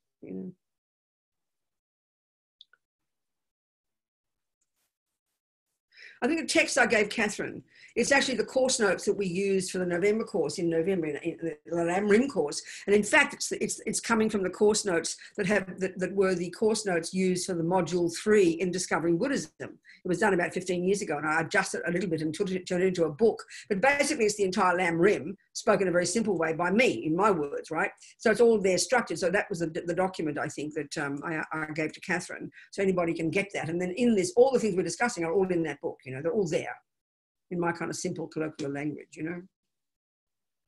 So when we understand that, okay, the 4 ways that karma ripens, and one of the listings of these is very simple. It's like, I think it's in that book. It's the 10. It's called the 10. It's a list of these 10 non-virtues and the 4 karmic results of each of these 10. So just as we're talking about killing, for example, the first result is you get a lower realm rebirth, like a tiger or something. You want to get that. We didn't get that one. But in this life of being a human, the other 3 of killing have manifested. 1, you're born with a tendency to kill. Well, look at the world. Look at the humans. We won the lottery, and one of our karmic seeds of non-killing was triggered, and we got a human body. But 2, from other lives, and this is a very powerful point, from other lives, the tendency to kill is still there. So the residual result of past killing is now ripening in this life, and we continue to kill. Now look at the human realm. This one alone, look at the human realm, Most humans kill something. Most religions say it's okay to kill some beings. Absolutely, the materialist view, it's seen as good to kill lots of them. So and it's very normal for all of us. We're born with this imprint, and this is why we've all got it. And this is why for us it's even codified in our science, because we don't think they've got a brain, or in the Christian teachings we think they haven't got a soul, so we just carry that view over. So therefore they're not valuable, therefore they don't suffer. So it's only really now that more and more people are considering that even animals suffer. We would never think they did. This is the view we have in the materialist world. I remember years ago, on the television, one guy on, I forget, Fox News or something, interviewing one of the animal rights people. And he was completely arrogant and cynical when the animal rights person was trying to tell him how fish suffer. And he laughed kind of just like, you're an idiot. You mean fish suffer? What are you talking about, So even still we can see in our culture there's no sense not even most many animals. And why is that? So this is the point about how karma ripens. Why is it? First of all, why is it we're born as a human from non-killing? One track of karma, one of our bank vaults. But there's lots of other seeds there from other lifetimes. So the second track of karma, the second bank vault, is the residual result of past killing, is the tendency to keep killing. So look at the humans. We get the human body, we win the lottery. But the second track of karma, we're born with a tendency to kill. And this is why I always, it's like you think about, look at the world, when we kill. We kill ants, we kill cockroaches, we kill any kind of creature. Not just for food. That's just one aspect of it. We kill them because we don't like them. And this is where the motivation comes in. We kill animals for food out of attachment, but we kill other creatures out of anger, aversion, because they're disgusting, because they're ugly, because they're dirty, because they disturb us. How dare those mice eat in my kitchen? It's my house. How dare those cockroaches want to eat my food? So we kill them. It's called attachment. It's just so simple. It's so obvious, Now, this is the point of, this is where looking at a deeper level of the suffering of attachment, which is really what's in high school about the mind. Attachment blinds us. When we do an action that harms another based on attachment, it blinds us from seeing the suffering. I mean, certainly when you do an action that harms another based on anger, it really blinds you from seeing the suffering. And that's very clear. You're so overwhelmed by your own needs, your own rage, your own hurt, that you smash a person and don't notice. And that's how come when we kill cockroaches, we don't see a moment of suffering. And when we kill the fish, we don't see suffering. Because this is the key function of delusions. There's all these questions coming. Okay, keep your questions. I'm having them in a minute, okay? There's all these, see, one of the key functions of delusions is they blind us from seeing reality. So there we are with anger. It's very obvious. If I'm angry with somebody, or I'm overwhelmed by my own story, overwhelmed by my own needs, overwhelmed by my own hurt, and I'm shouting at someone, tiny part of me can notice they're upset, but you don't notice. And only until you calm down later that you're mortified and you realize how you hurt the person. That's just a simple example, because when you're overwhelmed by your own stuff, you can't see anybody else. So attachment, which looks benign, really blinds us. And this is where killing is such a good example. If you're full of aversion and disgust for those cockroaches, you don't notice suffering 1 millisecond. You don't see suffering because you're overwhelmed by your own disgust. But even if you're a fisherman is a very lovely person who goes, and there's no violence with fishing. From our side, there's no violence. You're looking like it's happiness. You're out in the sea. It looks beautiful. You're enjoying the nature, the fantasy idea of nature. I don't mean that. I mean, it can be very intense out in nature, especially if you have to fish for your money, And so there you are, bringing in all the fish. And the fish are in the boat. Depends on the fish, maybe the crab, maybe the lobster, maybe the other kind of fish. And they don't have voices. They're not shouting. They don't have a voice. They can't shout. If it was a pig you had in the boat, they'd be squealing and shrieking. They'd make you very distressed. Fishing would not be called peaceful if it was fishing for pigs, I tell you, because they'd scream and yell. But fish don't scream and yell. So it's kind of peaceful. They don't have, the crabs and the lobsters have legs. That's why you've got to put them in cages. But the poor little fishies don't have legs. So they're sitting there wriggling their body. So then the fisherman sees this every day in his boat. I'm not being rude. This is the way attachment causes all of us to be blinded from seeing what we're doing to others. So because of the habit, as soon as you meet the scenario called fishing, because of the past imprint from fishing, it doesn't ripen until you meet the fishing. It doesn't ripen until then. So suddenly you meet the fishing and that habit is triggered like a memory. And you see the fish and you suddenly get a very good feeling. And feeling is called happiness. So naturally, and then next second, attachment takes over and makes it look delicious. So then we're completely believing that fishing must be good because guess what? It made me feel good. This is the logic we use. And we can do this into more detail, actually. This is depressing because this is the technology of the way these delusions all work and how they fit with feelings and karma and how we set ourselves up to more suffering. It's quite intense, So normally speaking, there you are, a nice human being. Suddenly you go fishing one day and the habit from the past, you didn't know it was there. It was triggered by seeing the fishing. The fishing is the condition. It triggers the habit and it manifests as a very blissful feeling because the habit is there because of the familiarity with the action. And instantly it triggers pleasant feelings. And we're all junkies for pleasant feelings, remember? And then attachment kicks in and makes it look delicious. These are all playing together. Past karma, feeling, and then attachment, all together in 1 millisecond. And so it looks divine, you feel divine. The logic is fishing must be good, it makes me happy, so of course you want to do it again. Now look at us with our pathetic habits of eating a piece of cake. It's exactly the same.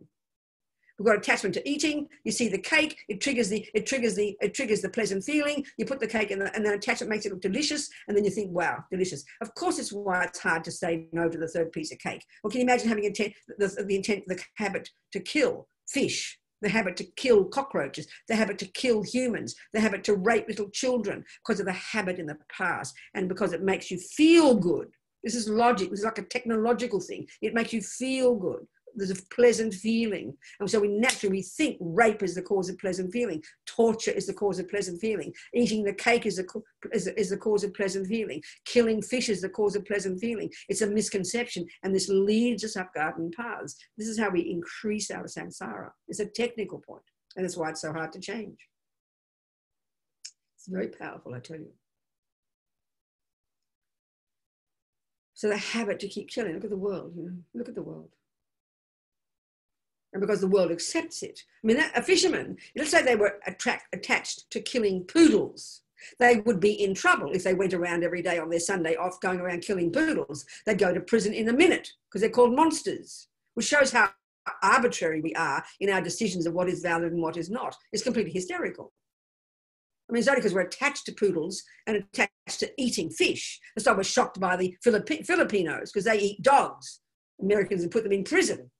So it just shows it's all based on attachment. It's not based on compassion at all. And even in our animal rights stuff, we don't have compassion for cockroaches. We don't have compassion for the creatures that harm us. It's very arbitrary who we have compassion for, you know. We have compassion for the fish we kill to eat, but we don't have compassion for the creatures who die on the road that get smashed against the car that's driving the vegetables to the garden, to the shop. So we're so arbitrary in our compassion, you know. It's all based on attachment. We're very limited. We've got to be very rigorous in this thinking, you know. So the habits are there, and the habits blind us. Intention, the habit, intention. So the karma ripens: 1, your type of rebirth; 2, your states of mind, your habits; 3, how you're seen and treated by others. So non-killing would manifest as you not getting killed, as you're not dying young. That's the karmic result. So far, so good. We've got that one, haven't we? We're still alive and kicking. But again, flip it over and look at killing in the world. Look at the number of beings, humans, forget the others, that die young. Look, for no medical reason, as we'd say, or get killed, get murdered, die in car accidents, die accidentally, or just run out of life and just drop dead, stop breathing, boom, no medical reason, we say. Main cause, past killing. In other words, your non-killing petrol tank ran out, basically. That's the way of putting it, you know, as an experience. So there's the type of life, the tendency, the experience. They're 3 separate tracks of the karmic result of non-killing. The main result is a type of rebirth. We didn't get that one. We got the one of killing, of non-killing. Yeah, we got that one. Then the others are residual results left over from non-killing, or indeed from killing. We can see it, you know. And we're just programmed. We don't analyze. We don't sort of check. So there's some questions here. Let's look at the questions. Somebody. Who's got the, where's Katherine? Is she there? Yes. No, good. Sorry, I lost my headphones. Good. Let's do the questions. How many questions have we got? We have 2. Go on then. The first is, what about having virtuous karma in certain locations, such as having excellent employment opportunities in one place, but not much in another? What is? I missed some of the words. Sorry. It's okay. What about having virtuous karma in certain locations and poor karma in another place, such as having excellent employment opportunities in one place and not so much in another? Yeah, that makes sense, because you got to have karma. People, you know, a job. We get a job because the people who run the company hire us. So that's karma with certain people, isn't it? It's to do with the karma with people. So the karma with certain places would be environmental karma. Some places make you sick, some places make you healthy. But in this one, it's to do with the people, isn't it? I mean, some of you've got no karmic connection with people who want to give you a job. And other places, people love you and give you a job. That's the experience similar to the cause, I'd say, of your karma with individual people, with certain people. Seems to be. That makes sense, doesn't it? Thank you. Okay, good. Yes. Perfect sense. Okay, next question. The next question is from The first one was from Luz. The second one is from Sydney. If we eat dairy products, aren't we supporting the suffering of cows? That's bad karma, right? To knowingly support and pay for an existence of bondage and exploitation. You were here yesterday, right, Sydney? She was here yesterday, I think. Well, I mean, we talked a lot about this, didn't we? Yes, good. So, darling, we talked a lot about that, didn't we? We talked a lot about it's not as simple as eating or not eating. And this is what it's okay, Sydney, don't worry. Whoops, she's just been found out. It's all right, Sydney. I talk too fast, don't worry about it.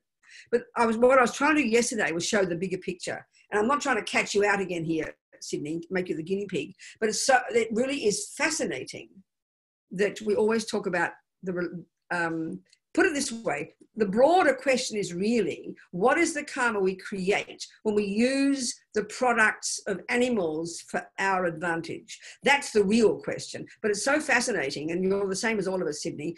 I've never met anyone yet in all the years I've been a Buddhist who ever asks the question in any other way except in relation to eating. Because, I mean, wearing a leather belt, wearing leather shoes, wearing leather clothes, wearing silk things. There's a million ways we use products of animals for medicine. But for me, it's utterly fascinating, and it points to something very profound, I think, that we always only ever ask it in terms of whether or not we eat the flesh of the animal. You get my point, people? Okay, more questions coming. So let's look at this and wonder, why is it we only ask about eating? It's because we're attached to eating. It's very simple. I mean, we're attached to food, basically. Just all. It's just so simple. That's why it looms large for us. We always frame the question in terms of eating. So it's clearly bigger than eating. Eating is a minor point. Eating is one aspect of it. It's very obvious, Sydney. Eating is big. Like we said yesterday, the meat industry is destroying the planet. We're not discussing the killing component as much as the way that it misuses land, misuses water, etc., etc. But it all comes down to eating because we're attached to eating flesh, which is our animal karma, basically. It's like animal karma, you know. You talk about an animal when they see blood, it just has to have it. Well, it's the same, you know, when we're attached to meat. It's the same as that. It's the animal karma we've got. Very clear. So it's a much bigger question we have to look at. It's more nuanced than merely eating or not eating meat, which is why when we're fanatic about the eating and not eating, when we're only focused on being a vegan or whatever, let's say we're fanatic about it, and I'm talking about fanatic now,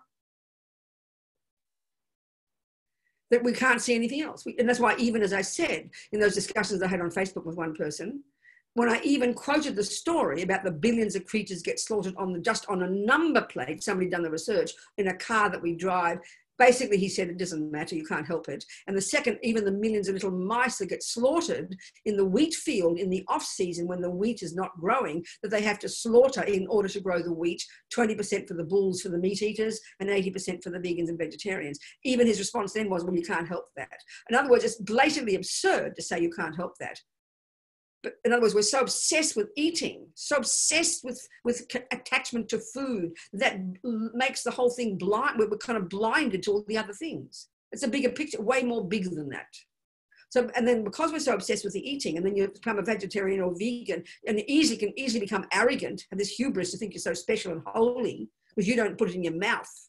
But meanwhile, the rice you're putting in your mouth was the result of slaughtering millions of field mice. How can you ignore that? It's bizarre.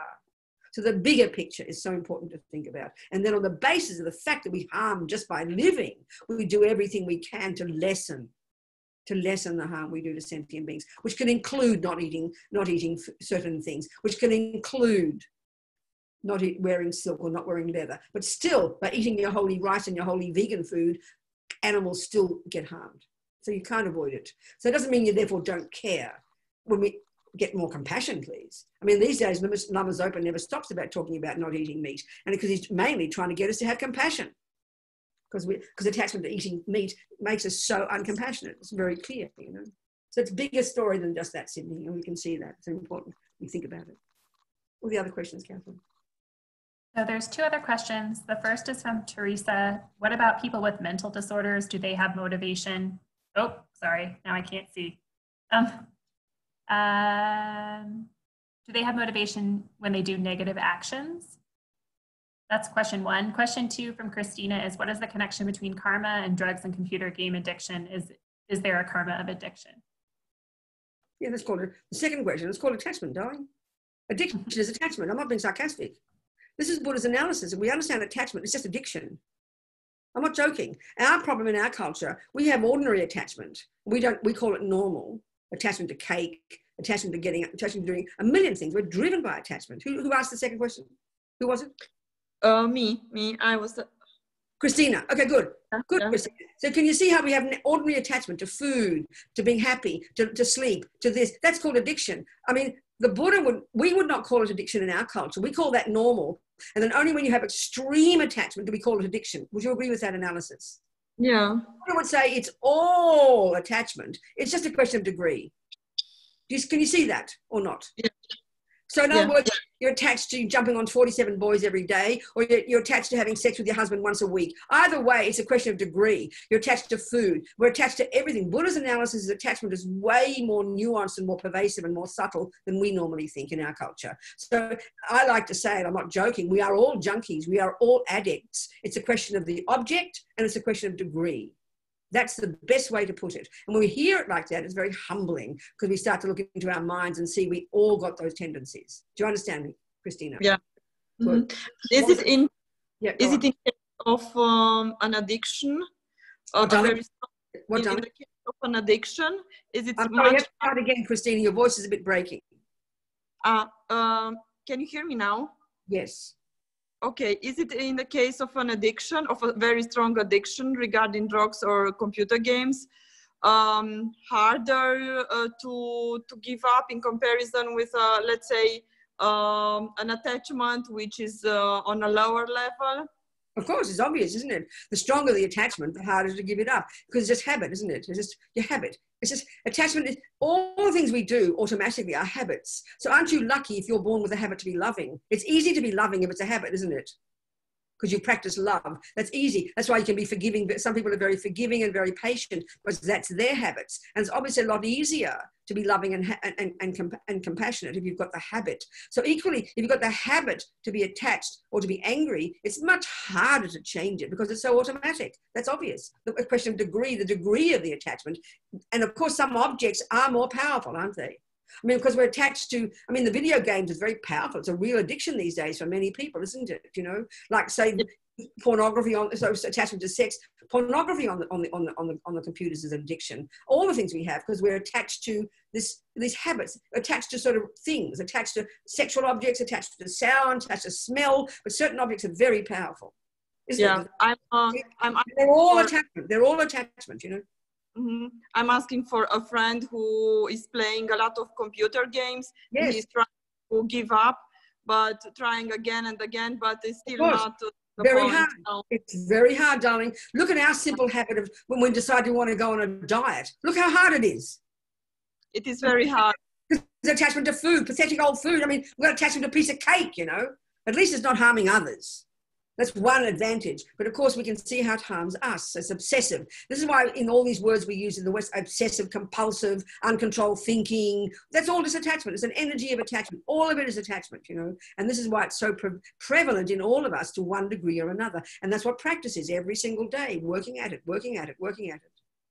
Very hard. Of course it is. Thank you very much. See, this is also why, Christina, especially when you look in the Bodhisattva path, when we have these habits of attachment, of addiction to do things, of habit, of obsessive, at least we can be skillful and use it to do something good. So this person, you know, people who do video games, a friend of mine, he's an IT guy and he's attached to video games because of that cleverness. So if he can use that same energy to do something useful, then that's being skillful, isn't it? Instead of just like cold turkey. Okay, if you're addicted to killing people, there's got to be cold turkey, I'm sorry. But, you know, you can use this energy to use it to do something useful. There's a way of transforming it. So this person, this friend of yours, they've got to use that skill to do something good. Then in that way, he's using the same energy, but he adds compassion into it and it becomes useful to help others. It's a very skillful thing to do. Do you understand? Yeah, of course, yeah. Good, okay. Yeah, thank you very much. Okay, so what's that first question, Katherine? From whom? It was, what about people with mental disorders? Do they have motivation when they do negative actions?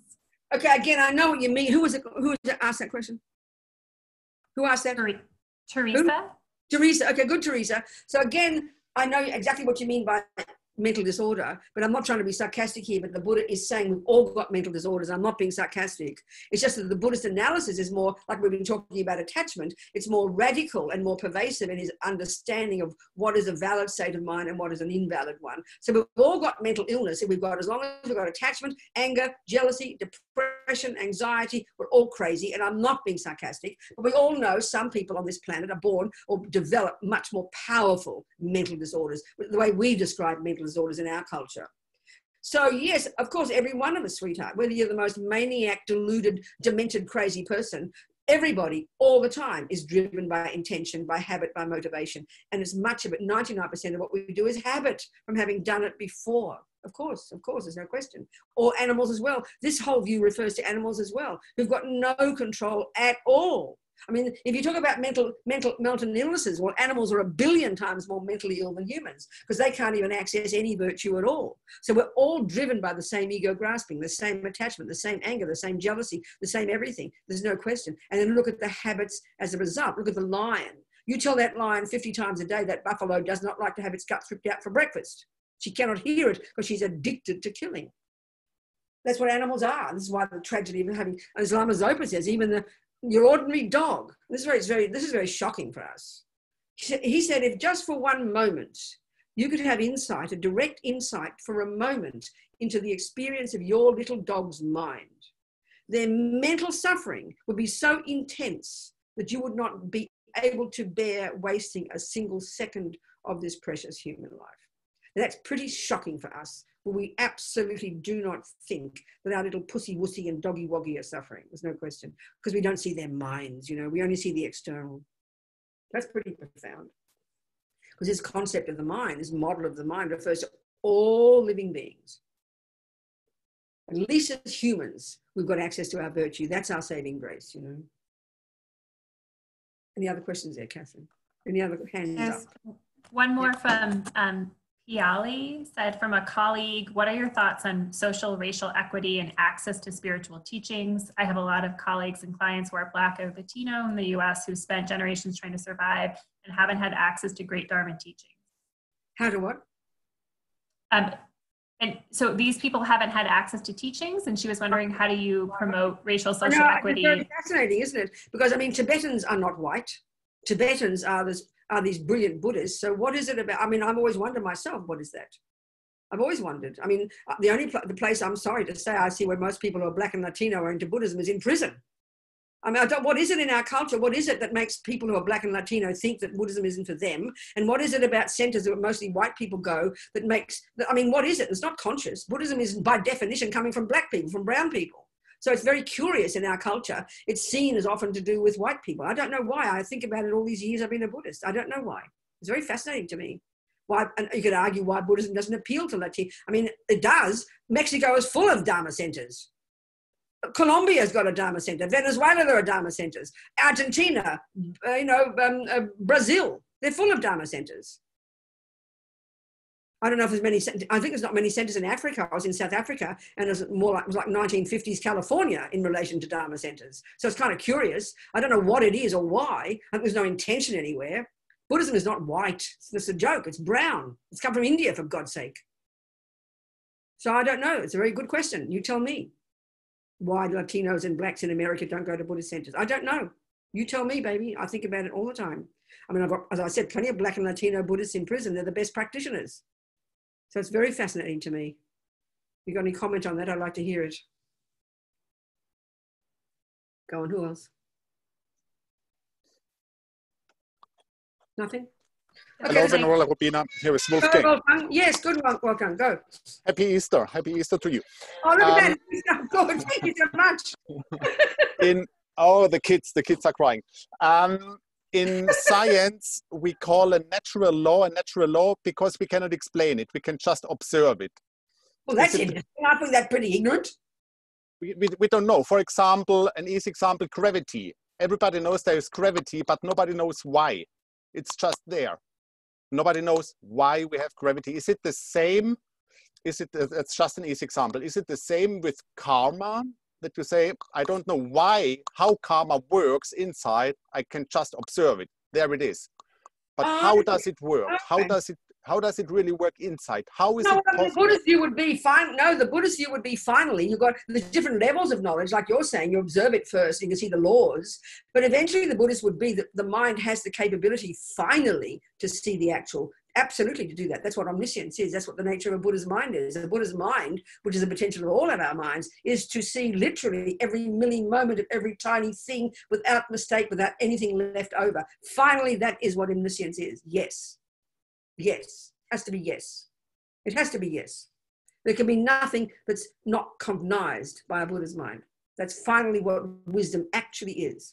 All When the you're tiny enlightened, the tiny workings over eons of time of the interconnectedness between the four elements and minds. Absolutely, the answer has to be yes. I understand you. Just because we are not enlightened, we cannot see the connection.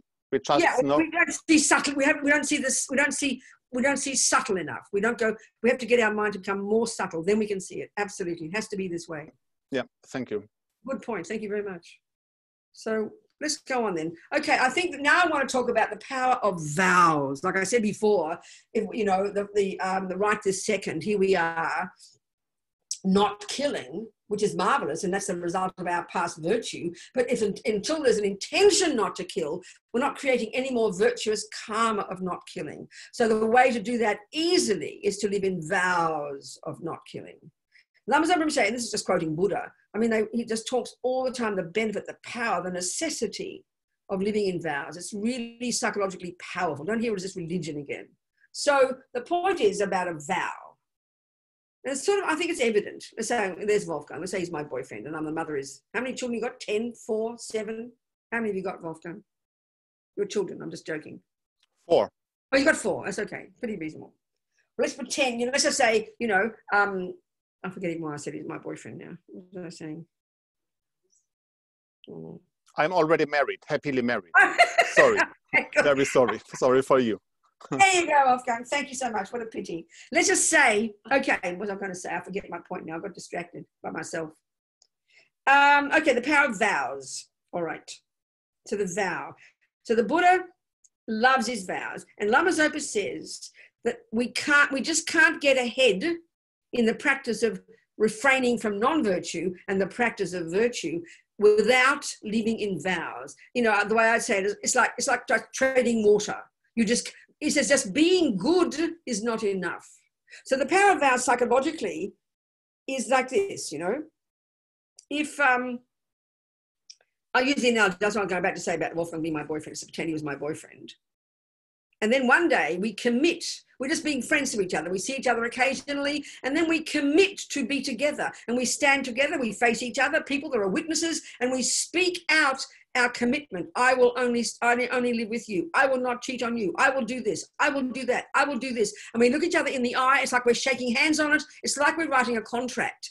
That is clearly more powerful psychologically than just doing it occasionally. It's really obvious. That's the power of a vow. You state it to yourself. You vow to do it. And it's standing right there next to you, reminding you daily. And it's in your mind. And that vow is so pervasive, the Buddha says, like I said before, it's like a subtle physical energy that's visible to clairvoyance in a person, and it's just powerful psychologically. So as Lama Zopa says, one person could be doing lots of spiritual practice day and night without a vow to not kill. Just say no vow to not kill. Another person has merely a vow to not kill, but doesn't do much other practice. He says the second person, no question, is creating infinite more virtuous karma, dropping virtuous seeds into their bank vaults 24 hours a day, and putting atomic bombs under their negative habits 24 hours a day, merely by virtue of the power of a vow.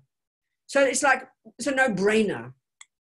In other words, here we are not killing, and aren't we fortunate we don't have to kill? Here we are not killing, but there's no intention to not kill. And intention is the mind stating, I will not kill. So as soon as without a vow, it's only when you say, I will not kill, that you drop a karmic seed into your non-killing bank vault. And that bank vault needs lots of rich, delicious, powerful non-killing seeds in order to simply be triggered at the time of your death so you can get a decent human life. You need bucket loads of those. So if we rely on only when we meet a sentient being and the decision to not kill, and usually the motivation is quite weak because we're not that virtuous, So our motivation is weak. We don't have the intention that often. So that's going to be very few seeds planted. Whereas if you live in a vow of not killing, 24 hours a day you've got, whether you're thinking about not killing or not, while you're sleeping, while you're having, you know, at the pub having a beer with your best friend, 24 hours a day you're ticking over virtuous karmic seeds of non-killing into your bank vault, delicious, rich, powerful seeds. And vows are powerful such that they purify the habit to not kill 24 hours, the habit to kill 24 hours a day. This is the way they describe. So it's like a no-brainer. It's like getting 1,000% return on your investment. I'm not trying to be silly here. We get that concept. It will be foolish not to live in vows, in other words, because it's right in the front of your mind. It's powerful, and it's imprinting in your consciousness every second, the karmic seeds, you know. This is said to be the power of vows. So it's crazy not to. So somebody, Katherine said there were some people who wanted to take refuge, right, Katherine? Yes, 2 people, Bree and Christian. Okay, well, we could do that at the end of the session today, if you like. We can talk. So maybe we'll talk about refuge and the vows right while I'm doing this now. I can do that. It's good.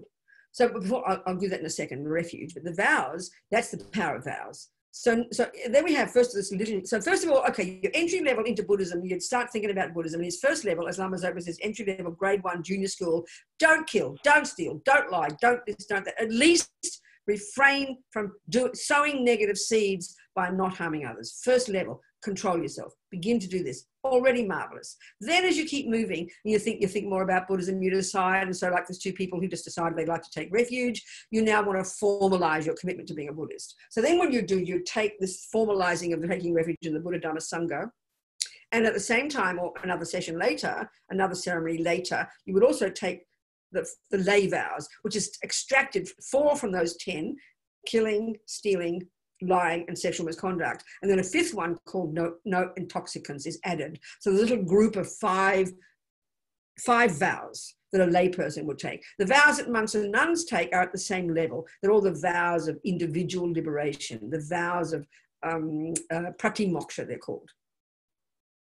So, and these vows, the most basic ones, are all about behavior. Vows are all about behavior at every level, but they're particularly in relation to controlling our own mind and controlling our body and speech, and they're refraining from harming. They're called them practicing the morality of refraining from harming. Then we get to the bodhisattva level later. That's still vows, still behavior, but it's practicing benefiting others. It's more proactive, more dramatic, more powerful. So here, then refuge comes along at the same time, a person who decides they want to commit, you know.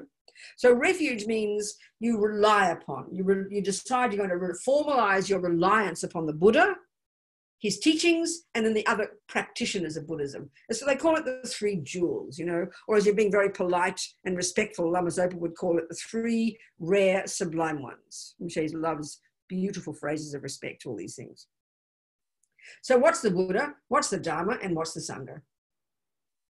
Okay, well, you know, Buddha, they talk about absolute and relative Buddha, absolute and relative Sangha, absolute and relative Dharma. So absolute sounds like a lovely word. It just means the actual Buddha. So be very clear about this. All that means is we've got consciousness or mind, and we have body, don't we? So when your mind is fully developed, when your mind is beyond delusions, when you've perfected all the wisdom, you've seen things exactly as they are, when you've cut all delusions, you've cut all sense of a separate self, you've cut all the nonsense, gone completely, and you've perfected compassion and all the virtuous qualities, that's what Buddha is. And that necessarily is consciousness. It's pure consciousness. It's unmanifest, all pervasive, all compassionate, all wise, all powerful. It is pure consciousness. No physical, doesn't need a body, but out of compassion. So that's the actual Buddha. That's absolute Buddha. That's the actual Buddha. Then relative Buddha is out of compassion. That Buddha, that pure mind, manifests in a body that you and I can see. So that's Shakyamuni Buddha, the monk of 2,500 years ago in India. That body that we see, that is the embodiment of those qualities, the embodiment of that mind, that's the relative Buddha. That's the one we can comprehend. And why? Because we can't access Buddha. We can't see a thing that doesn't, we can't hear or see a thing that is not physical. So out of compassion, that enlightened mind manifests in a body that we can see. This is the crucial one. Then the Dharma is the knowledge in that Buddha's mind. It's pretty straightforward. So the absolute Dharma is the absolute knowledge. It's a bit like, I think of Bach. So the actual music, the knowledge of music is in the mind of Bach. That's where the music comes from. But I can't access Bach's mind, can I? So out of compassion, he writes it in little kind of notations on a piece of paper. So the same with Buddha, the perfect knowledge in the mind of the Buddha, but not just the Buddha, but anybody who's called a superior being. And a superior being, or an Arya being in Sanskrit, is the term that's used to refer to a person who has realized emptiness. From the first second you've had a non-conceptual insight into the ultimate meaning of reality, which is emptiness. From that second, you start being called a superior being, Arya being. So the actual knowledge about reality in the minds of Buddhas and all superior beings, that's the absolute Dharma. So the actual music is in Bach's mind. So the relative music, the relative Dharma is the words, the notations, on the paper, so that you and I can contact it and learn it and become our own Bach, our own Buddha. So absolute and relative Dharma. Then you've got the absolute or relative Sangha, the spiritual community. Well, the actual, spiritual community, absolute, is all the beings, those very Arya beings who have accomplished knowledge. But you can't know who they are. It could be the next door neighbor. It could be your grumpy old grandmother. You wouldn't know because we can't see who people are. So but that's fine, but we can't recognize who to turn to for knowledge. So the relative Sangha are the monks and nuns who are living, very specifically, living in the fullness of the vows of Lord Buddha's Vinaya teachings, his teachings about all the various vows, etc. And so a fully enlightened, fully ordained monk or nun is the criterion of the actual presence of the living Dharma being in one place is the presence of 4 fully ordained monks or nuns. That's the criterion of the existence of the living Dharma. So they're the relative Sangha, the monks or nuns. So that, so we all talk about our Sangha because most of us don't have many monks and nuns around. We are all our Sangha, it's for sure. But this is the actual Sangha as being the third jewel, the third of the 3 jewels, So, and there's always a story I tell about Tibet, They were at some point, some king was very naughty. He was killing off all the Sangha. He didn't like the Dharma. And they were desperate to keep the Dharma alive in Tibet by having the living existence of real Sangha. And so they were running out of monks. There were never, full ordination of nuns never happened in Tibet, apparently. So there's always just the full ordination of monks. And you need like 10 people to have an ordination, 10 people who give the vows, So they had to sneak over the border from China, some monk, in order to have the quota so they can continue ordinations. And out of gratitude to him, you can see, maybe you can't see on here, we have this blue thing. Can you see it? See, this is blue along there, blue piping. That's in respect to that Chinese monk, the presence of whom continued the quota to have ordination, so Dharma kept alive in Tibet. That's how they say. So that's the Buddha Dhamma Sangha. So you rely upon them. I mean, it's a nice way of putting it. So you rely upon the Buddha. You've got to have the Dharma. And that means, how do you rely upon the Buddha? Well, you've got to check up. You've got to read the stories, read the history, read the teachings, check up. And of course, you'd also look now to see the embodiments of these, see the teachers now. Because Buddha back then was just a teacher. You can't see a Buddha. They don't need bodies, so they manifest as a human. Well, Buddha back then would have looked like all the other thousands of sadhus walking around India who couldn't tell the difference. So you had to check up on him, to check on his teachings to see if he was valid. Same now, same here. So when you have confidence, you decide you're going to rely upon the Buddha. And my sense is, in order for a person to decide they're Buddhist, especially us coming from religious backgrounds of, say, believing in a creator, I think the crucial piece is to have some kind of sense of real comfort with the idea of no creator. Some people love, I remember one time in India, it's very fascinating, Indians love Lord Buddha, but they also love their own background, and they do talk about God, some essence of God. I remember this whole group of Indians, young people these days, and more are becoming Buddhists actually. I remember this group of Indians in Mumbai, we had a course, they're all excited and wanted to take refuge. And I started talking about how when you take refuge in the Buddha, it's like you decide, the world is you have one husband. Okay, some people have 3 or 4. So it's a dumb analogy, but it's a simple one. I've got to make a decision. I might love 6 people, and I can love them all. They're all different, and I can keep loving them. But in the end, you focus on one, Because that's a silly example maybe. But in terms of any knowledge, I think it's important. Like if you can love yoga. From the distance, you can say, oh, wow, I love yoga. And then when you start to get serious about yoga, you're going to start narrowing down. You're going to get more and more precise in the way that teachers show you how to do it. And in the end, there'll be 17 different ways of doing it. You've got to make a decision. You can't do 17 different ways all at once. You're not possible. So you've got to narrow it down, narrow your options. So Buddha's very precise in what he says. He says there's no creator. So if you have real faith in a creator, please don't become a Buddhist. It's foolish. You'll be schizophrenic. You can love Buddha, but you got to sort of focus on one direction. That's really logical. So you got to have a sense of comfort, the idea of no creator. And you don't have to know it all. Obviously, you can't know it all, but you've checked and it's reasonable and it's valid and you're prepared to commit to the Buddha, to the Dharma and the Sangha. And that's when you formalize these two people or anybody else who wanted to take refuge. But it's really important when you do take refuge, and these people who said they wanted, it's really important you choose the person carefully that you take it from, because you're going to develop a relationship with that person. So that's up to you to decide. You really check the person. You've got to be confident that they're valid, that that you've got a connection with that person, because they become one of your teachers. It's very important. It's important to do that. So that's Buddha Dhamma. So when you do take refuge, you're committing, you're making some decisions. Commitment in general is a decision to do something. A vow is a decision to refrain from something. So here we're talking about commitments. You commit to half a dozen things. You commit to take refuge morning and night 3 times, even as a short, like I take refuge in Buddha Dhamma Sangha 3 times. You're committing to make offerings every day. That's why it's useful to have an altar and you do a practice in the morning. It's very helpful. You're committing to offer the first mouthful of your food to the 3 jewels. That's a really good practice to remind us. You're committing to be nice to sentient beings at least. You're committing to do a bit of study, You're committing to have respect for the things that represent Buddha Dhamma Sangha. No, the 3 jewels, sorry. You're committing to have respect for the things that represent Buddha, statues and pictures, Dharma, all the books and videos and audios and computers, and Sangha, people who are monks and nuns. You have an attitude of respect to those because they embody the 3 jewels. Things like that.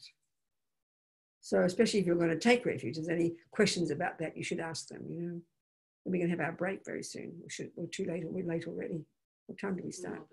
Oh, we're over the break time, sorry. We're going to have a break. So I think we have a break now and have your questions come back after. Have an hour's break now. Yeah, people? Catherine, is that okay? Yes, do you want us to come back at 1:20? In an hour from now, 1:20. Yes. Okay, darlings, see you soon. Thank you. Thank you. Okay. I don't want to leave the meeting now. Let's turn off. There you go. Back. We went shopping and I bought bunny rabbits, but you can't tell, can you? See on the altar? 4 pink bunny chocolate bunny rabbits for Easter. But they were pretty terrible looking. We tried the eggs, but they were so crummy, so we didn't put them up.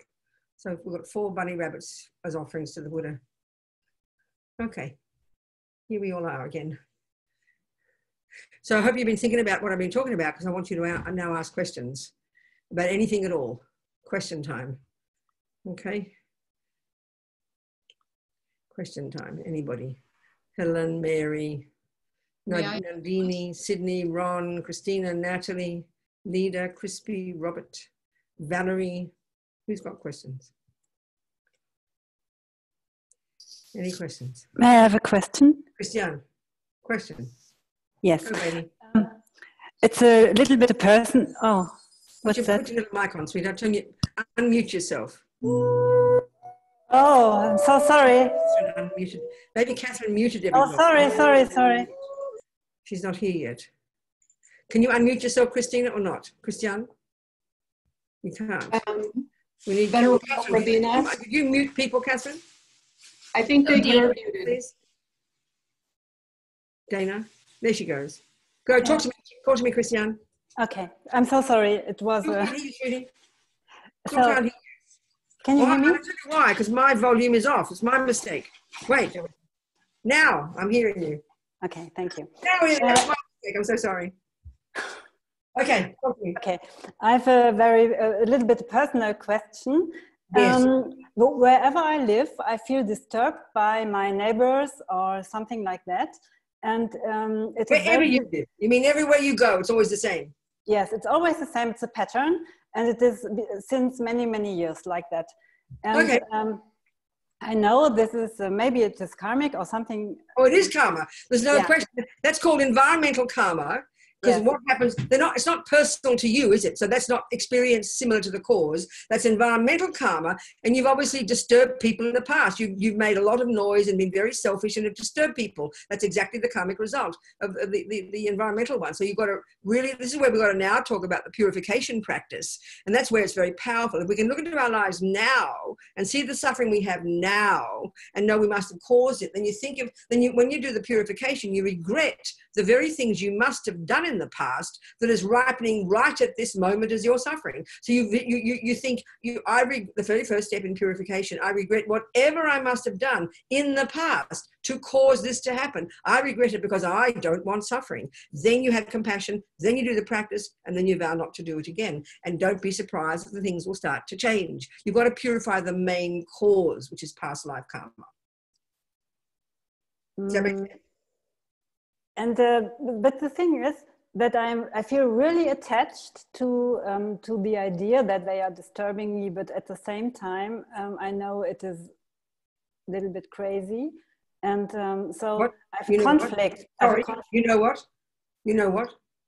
What do you mean you're attached? Sorry, start again. What do you mean you're attached to what? I feel attached to the idea that they are disturbing my peace. They are disturbing you. It's true. You've got people shouting and yelling and disturbing you. It's true. But when you know you're the cause of it, so where's your point? You're right. They are disturbing you. When you hear a loud noise, it is very distressing. But when you know the cause of it, which is your past action, then you can focus on the cause and not on the result and get angry. That's the whole point. If you focus on the cause, like in other words, let's say you've got a pain in your knee.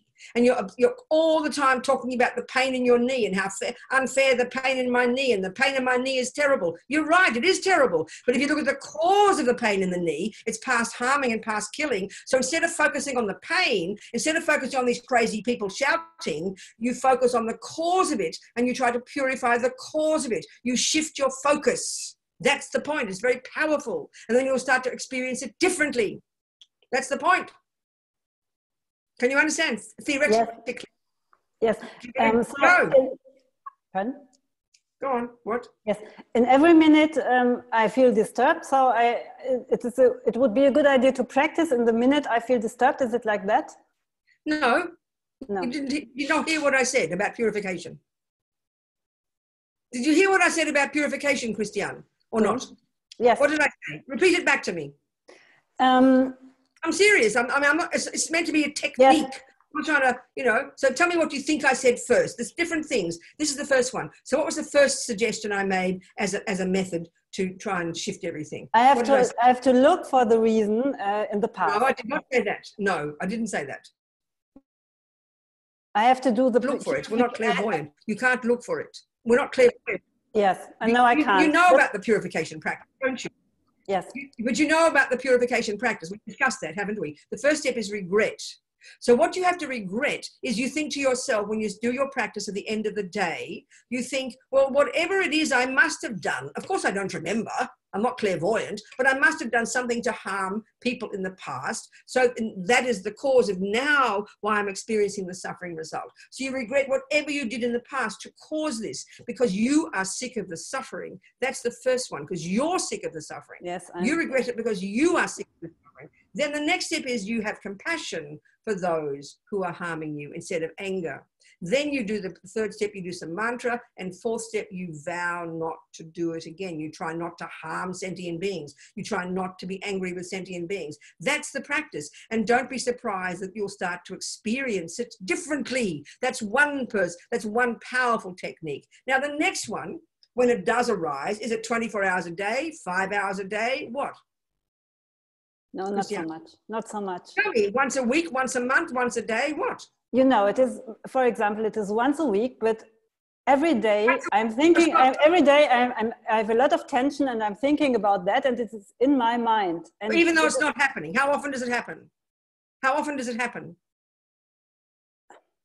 How often does it happen? Yes, for example, once a week, but every day I get Christiane, I understand your point, but I'm asking you questions very purposely to help you unpack it and unravel it and comprehend it, which is all part of the process of changing. So tell us, it's good to discuss it. So how often does it happen? Once a week. Exactly once a week, every time. Yes.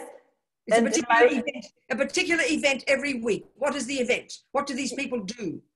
They are, there are two events. One at my work, it is every day. They are walking with big steps above my head. Where is this? At work? At work, yes. That's every day. This is every day. And you said once a week. You said once a week, it's every day. I can deal with it at work. I can a little bit more deal with it. And at home, it is once a week. Stop one step at a time, Christiane. You asked me the question. I could give you a simple answer, but I'm going to analyze it with you and unpack it and unravel it and come up with practical solutions. Because it's not just holy. We're not trying to be holy here, Christiane. Because a practical one is also, this is the simple point, the first step in any problem is if you can't cope with the problem, you could remove yourself from it. So have you ever thought of changing your job? No, I don't want Why to. Not? Why not? But I love it. So what have you decided to do with the disturbing feet above you? What's your plan? What's your method? What have you decided to do? What's your approach to this? Because you've just, okay, this is a really normally I'm talking with... Yeah, Christiane, stop a second. This is a really good example. Let's say you're describing having an ugly husband. No, you're not. You're describing having bad foots on the top floor. But it could be another scenario. It could be an ugly husband. It could be an abusive sister. It's all the same. And everybody's got something like this in their life. So it's very clear. You've decided, when I asked you that question, it was super clear. You've decided, I want my job. I love it. This is brilliant. So now, as we're discussing here, what is your, first of all, you have the purification practice. That is anyway necessary because you created the cause in the past to be disturbed by others now. So by doing the purification, you're already beginning to change your mind. You're shifting the emphasis. And then during the day, thinking about how to interpret the sound differently because you have decided you want this job. So that means you're going to want the job and it's like you're having an alcoholic husband and you've decided that you've accepted he's an alcoholic. So you've decided that you've accepted these people's noise above your head. Good. So is there any other solution you can use to making the sound less? I mean, I've got really good sound cancelling earphones that I remember I was in one hotel in Spain and there was a party outside and I put the earphones in and it cancels the noise. So also be practical. Stop trying to be a martyr. You don't have to always, if you can change it, then get some cancelling. And you don't hear the sound. There's lots of practical things you can do. And no, then as well as work on your mind. You know, I'm working with people and I have to talk to them. And so it is not possible to put some... Well, you're not talking 12 hours a day nonstop. Yes, I'm a... Never mind. So what is the approach you try to use to make your mind happy about the sound above your head? Normally I talk to the people, but then I have enemies. Because they start to hate me. Wait a minute. Now we're completely confused. I'm talking about the noise of the feet above your head. What is your solution to deal with that? Normally, I talk to the people and I ask them to maybe change their steps or to. Okay, so they haven't changed. No. So what other solution have you got? Just to make your mind more content about the noise above your head. What is your solution? Normally, I took another place. I look for another place to have my office there.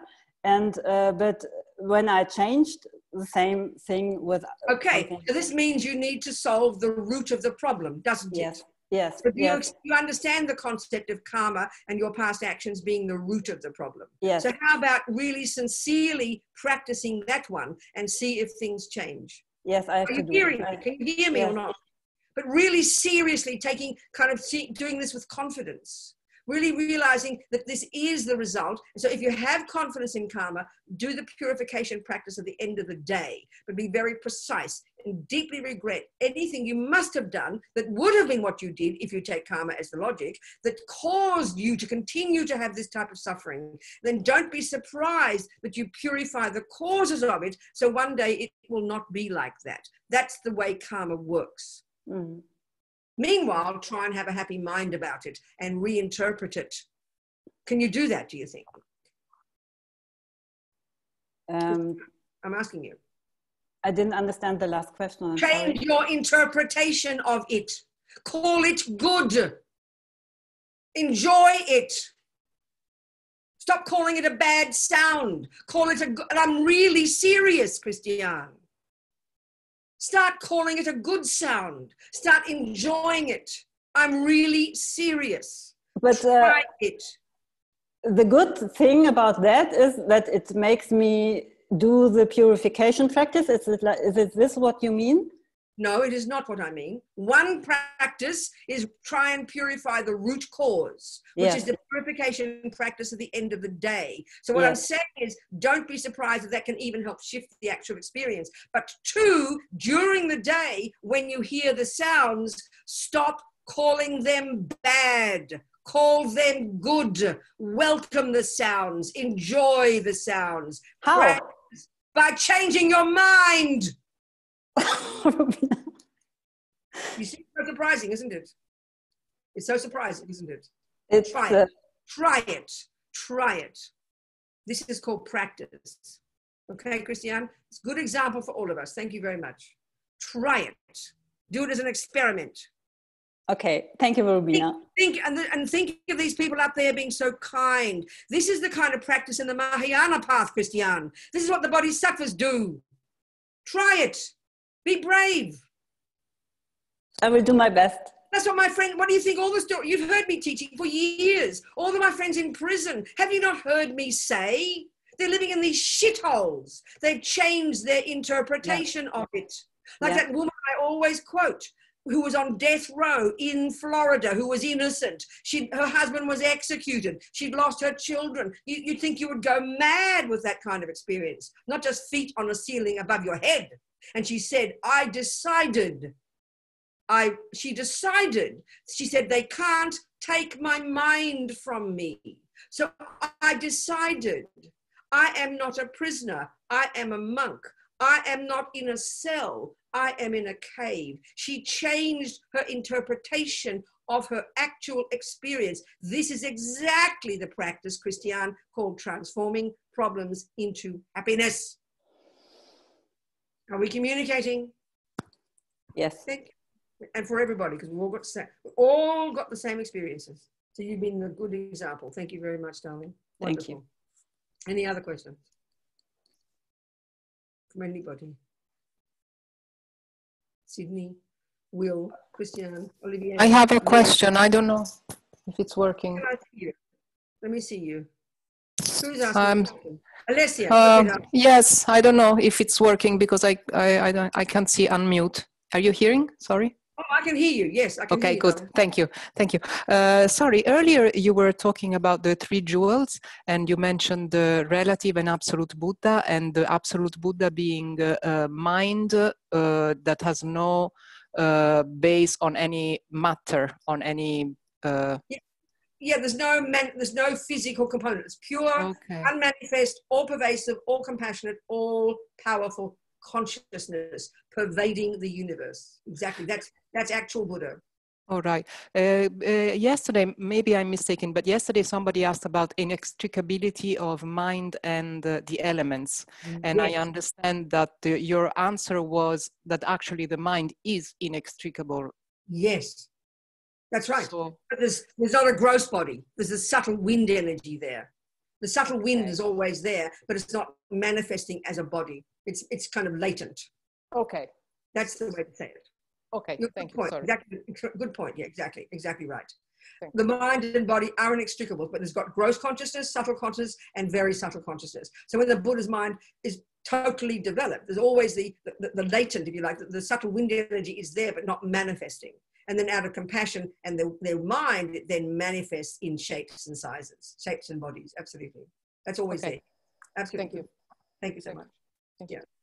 What else, people? Robina, do you have any, this is Christopher again. Yes. Could you help describe how you would apply the thought of karma when it comes to procrastination with actions? I understand, No, I understand. Very good. That's dealt with very interestingly in the 6 perfections of the Bodhisattva, in the particular practice of developing perseverance, enthusiasm, joyful efforts, they call it. This is one of the crucial qualities we all need.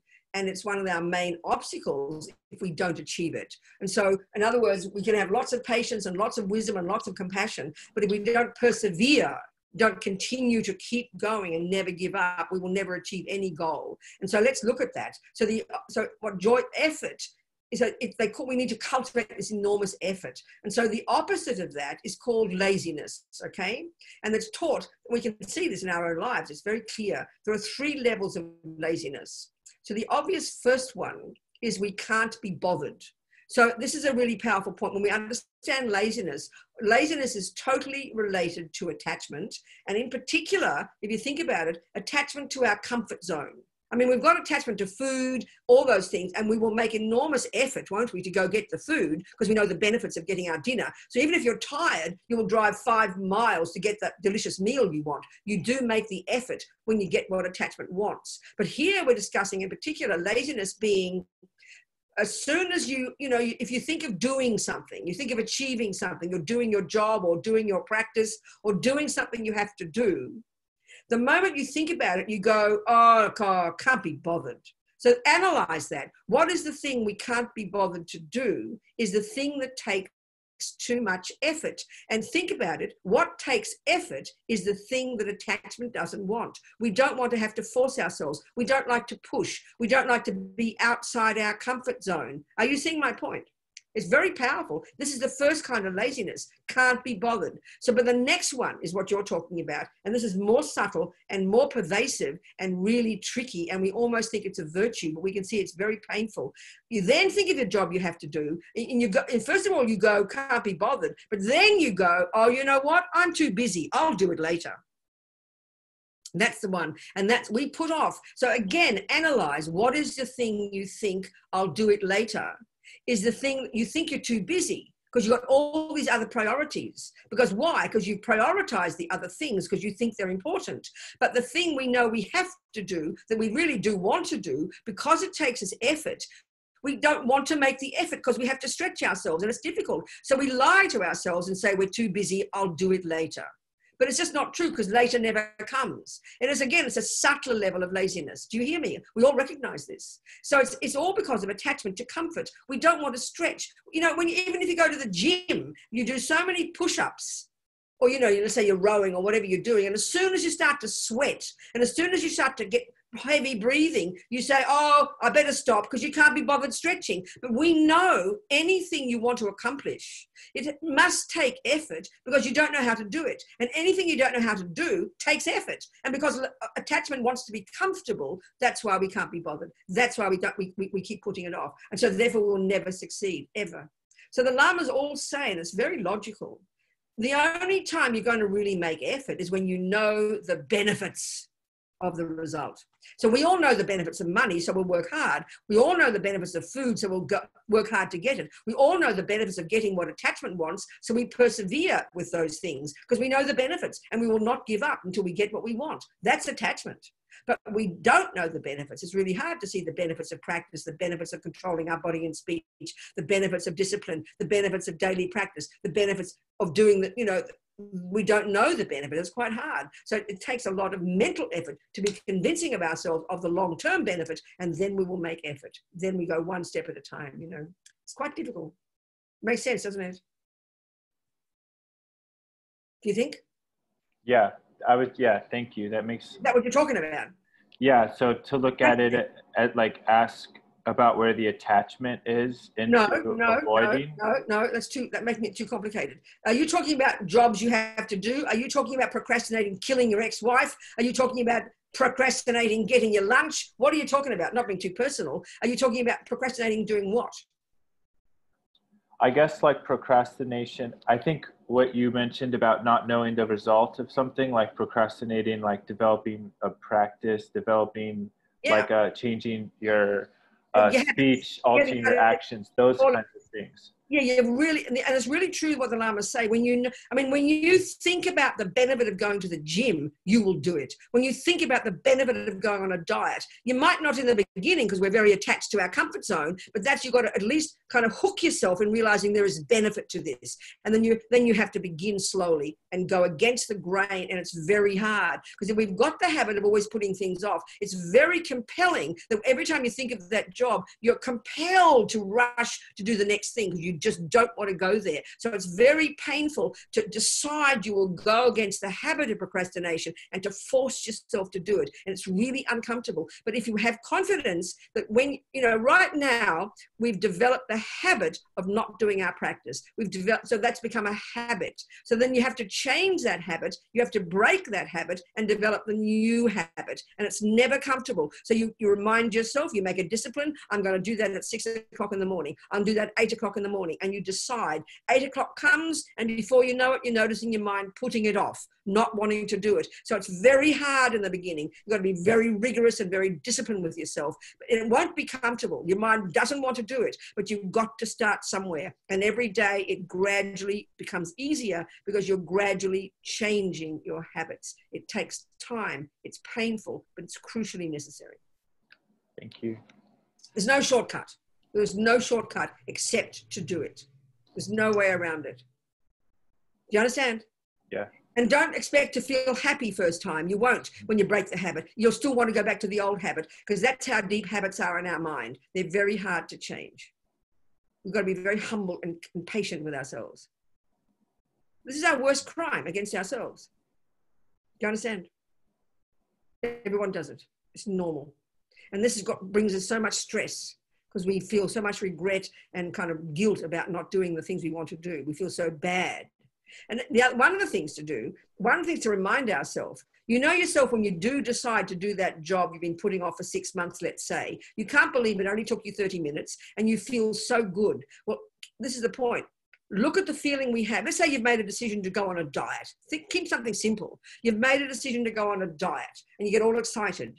And you know you want to do it. And then the time comes, you have the food and you suddenly forget your decision and you start stuffing yourself with the food again. So then why you follow attachment to eat the food is because we feel there's some pleasure going to come. But what we've got to do is remind ourselves and remember that the pleasure coming from not eating the food, the pleasure coming from disciplining yourself, we get so much more pleasure from that. You have to remember that pleasure. You have to remember that good feeling of what it's like when you've disciplined yourself. You feel a lot better than you feel after you've stuffed yourself with the food. You have to remember that feeling and you go and you remember that one and that'll cause you to persevere.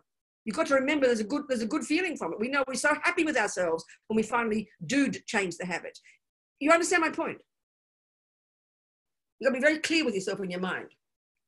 You sure you understand what I'm saying, Christopher? Yes, I do. Yeah. Good.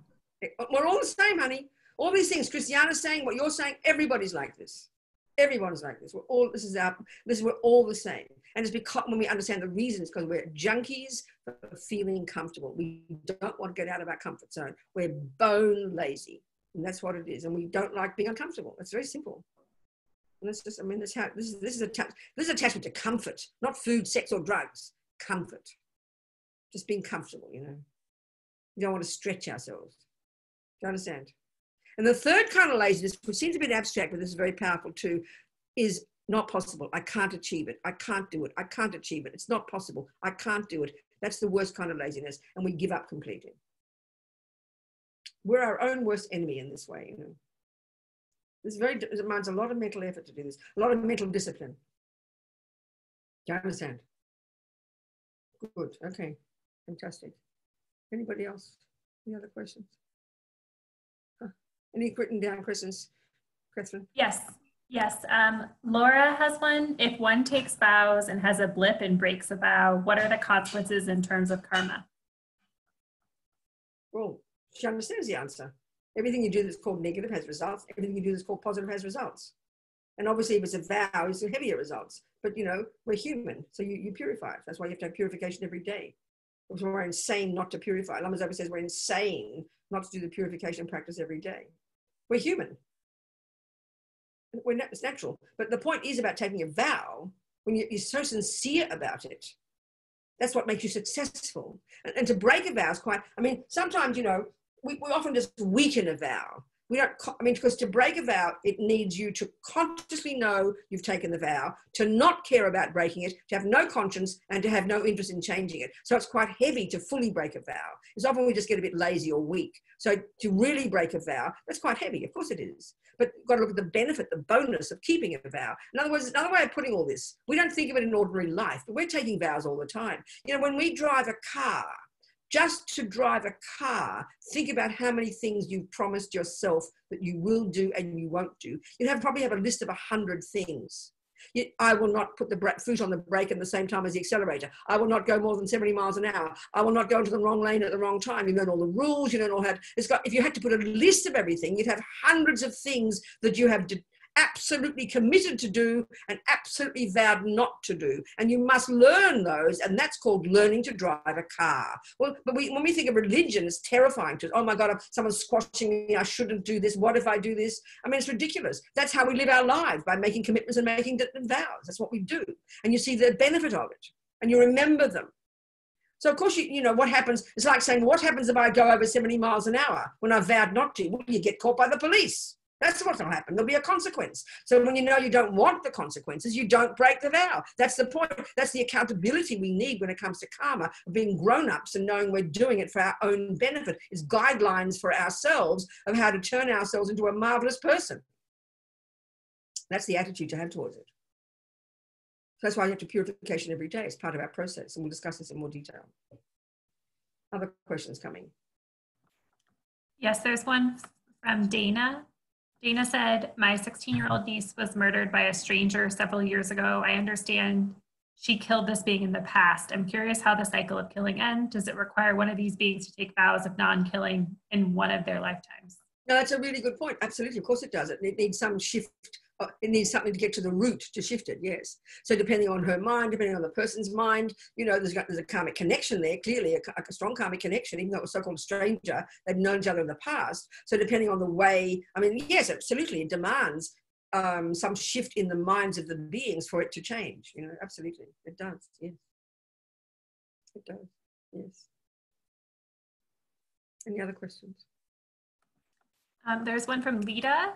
She said, I've been having trouble with expressions of anger in other people. When someone does something aggressive or has an aggressive attitude towards me, I don't know what to do.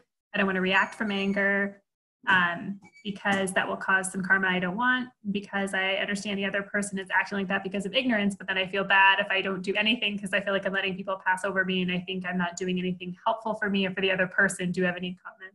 Yeah, of course. I mean, this is really a typical way we all are, you know, it's like, we're going to meet, first of all, we're going to meet people who don't like us. We're going to meet people who are mean to us. We're going to meet people who are angry with us. We're going to meet people who ignore us. We're going to meet people who don't believe our words. Join the universe here. This is always going to be somewhere at some time. We're going to meet things we don't like.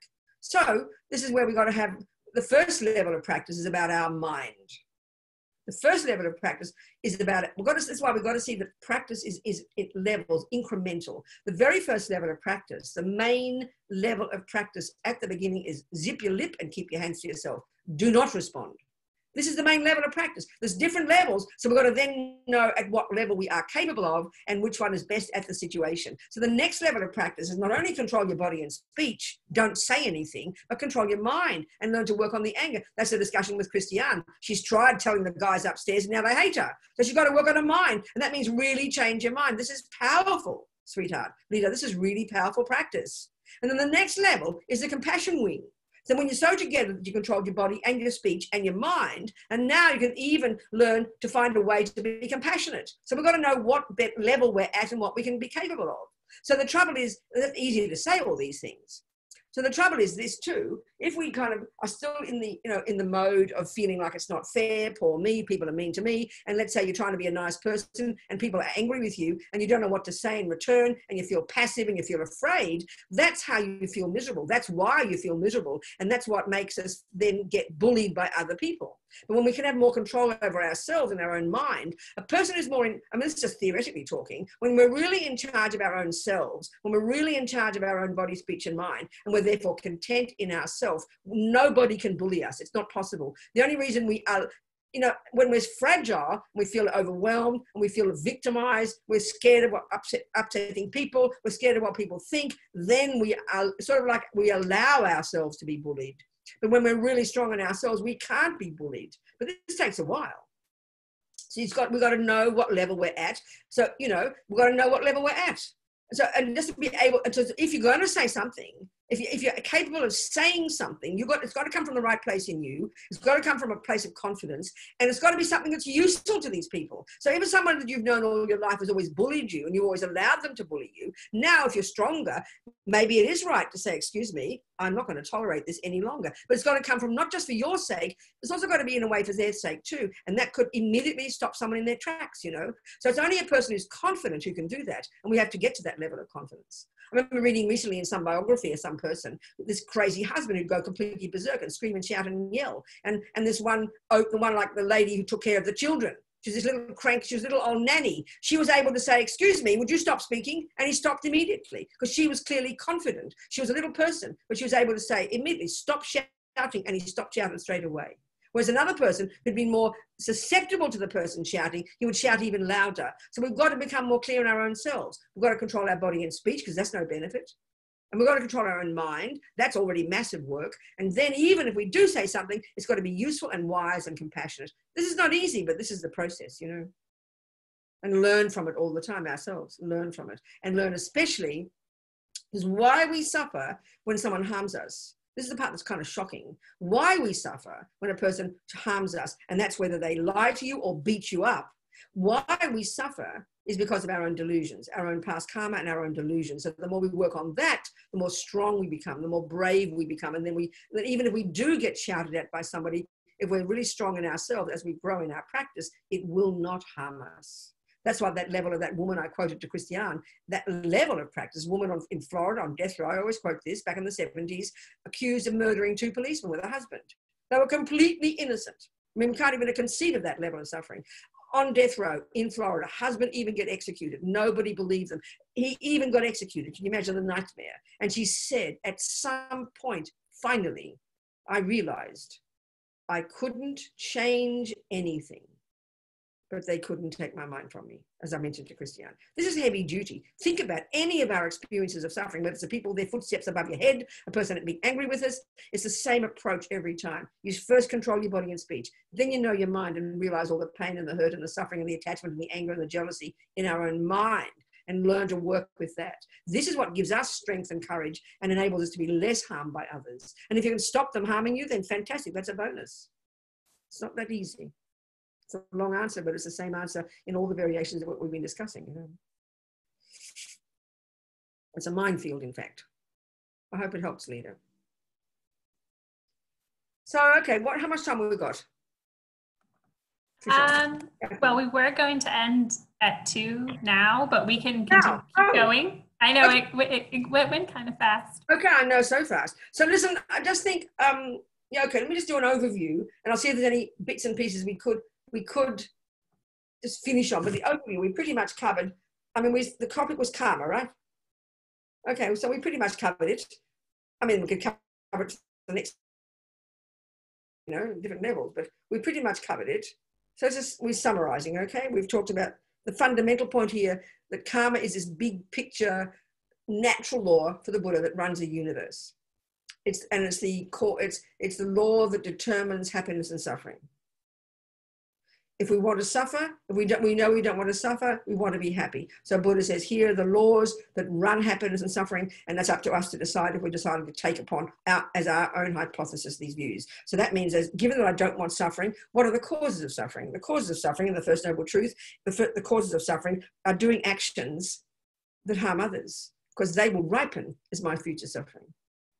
Why? Because those actions harm others and they're driven by what's in my mind, which is called delusions. So I stop the harming first. Next level, go to high school, I change the mind.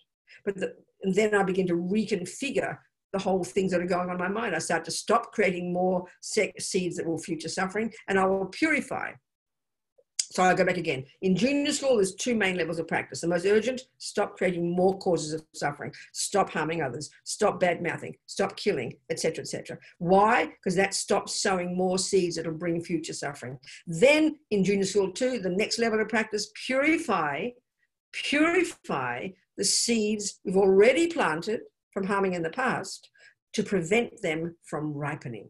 That's the power. In other words, you've got a garden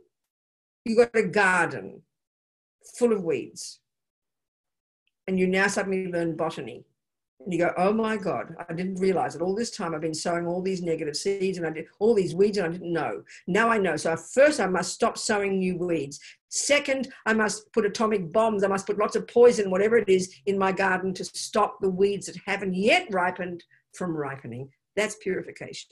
And that's just the 4 steps. Didn't we go through that? I thought we did, Katherine, or didn't we? Did we go through the purification? We did. Not just today, but earlier. Did we do it yesterday? No. Or the day before? So we haven't gone through it in detail. So let me go through it in detail, roughly. So there's 4 steps. First, there are 4 R's. First, you regret the things you've done in the past that have harmed others. And you go, why do I want to regret them? Because you know what, Robina? You talk to yourself, I do not want the future suffering. I'm sick of suffering. No way I want more suffering. I don't want to be killed, lied to, stolen from, bad mouth, and I know that. So I'm going to regret the fact that I did those things in the past, acknowledge I did them, and not say, oh, I wish I hadn't. That's not regret, that's foolish. But recognize I did sow those seeds and go, oh my God, what a fool, I didn't know what I was doing. So I regret from the depths of my heart because I'm sick of suffering. Then you think, well, whom can I turn to? The second step is reliance. First step is the Buddha. You rely upon a doctor whose methods you will use to purify yourself. And then the other aspect of number 2, reliance, is where you have compassion for those you've harmed. So regret's like compassion for you. The next step is compassion for those you've harmed. And if you're brave enough, you can also have compassion for those who have harmed you, if you're brave enough. Why? Because they will suffer in the future. 3, you do a practice, and the Lamas all praise this particular meditation practice where you visualize Vajrasattva, the particular Buddha, saying a mantra and visualizing purifying. It's all your mind that's doing it. You know, you're relying upon using the Buddha, but you do the work. And 4, you make a decision to change. So the regret, reliance, the remedy, and resolve. So each of these 4 steps purifies each of the 4 ways that karma ripens. So like we described to Christiane, the first one, regret. So when she sees the suffering right now of those footsteps above her head, or the person being angry with you, you know, or whatever it might be, you see the suffering now, you know it's horrible, then you think, wow, what did I do whatever it was I did in the past, that set me up for suffering now. I regret having done that from the depths of my heart because I know I don't like this suffering. And then also thinking I regret anything I've done in the past that will ripen in the future as my suffering. And I know I don't want suffering. So regret in this context is like compassion for yourself. It's very, very powerful. It's not, I mean, last week at another center, we had the same one, and there was a particular point that someone made. It was Alessia, actually. And she, you know, and we hear regret as saying, I wish I hadn't done it. I shouldn't have done it. That is a nightmare. That is not regret. That's just anger. That's what angry mummies say to their children. You're naughty. You shouldn't have done it. That is not regret. Regret is a wholesome attitude that, like, if I think I didn't know that smoking cigarettes could cause me cancer, and I look in the past and I go, what a fool, I didn't realize that smoking could cause cancer. You don't say I shouldn't have done it. That's meaningless. It doesn't help. It's not active. You say, what if I didn't realize out of my ignorance that I did those actions that will ripen as suffering. So it's kindness to yourself. Deeply regretting it causes you to acknowledge that you did it, and then the next steps are the way to fix it. You think, oh, well, whom can I turn to? Whom can I turn to give me the methods? So we have reliance on the Buddha. Then you have compassion for those you've harmed. Then you do the practice. Then you vow to change. It's very reasonable and logical and incremental, you know.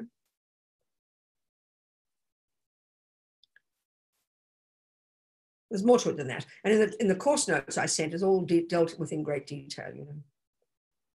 That's the essence of purification. And as Amazoba says, we're insane not to do this practice at the end of every day. It's like doing your weeding. It's doing you're pulling out your weeds at the end of the day. And then as Lamiesi says, you go to bed with a happy mind. You know? So regret purifies the experience similar to the cause. That stuff happening to you.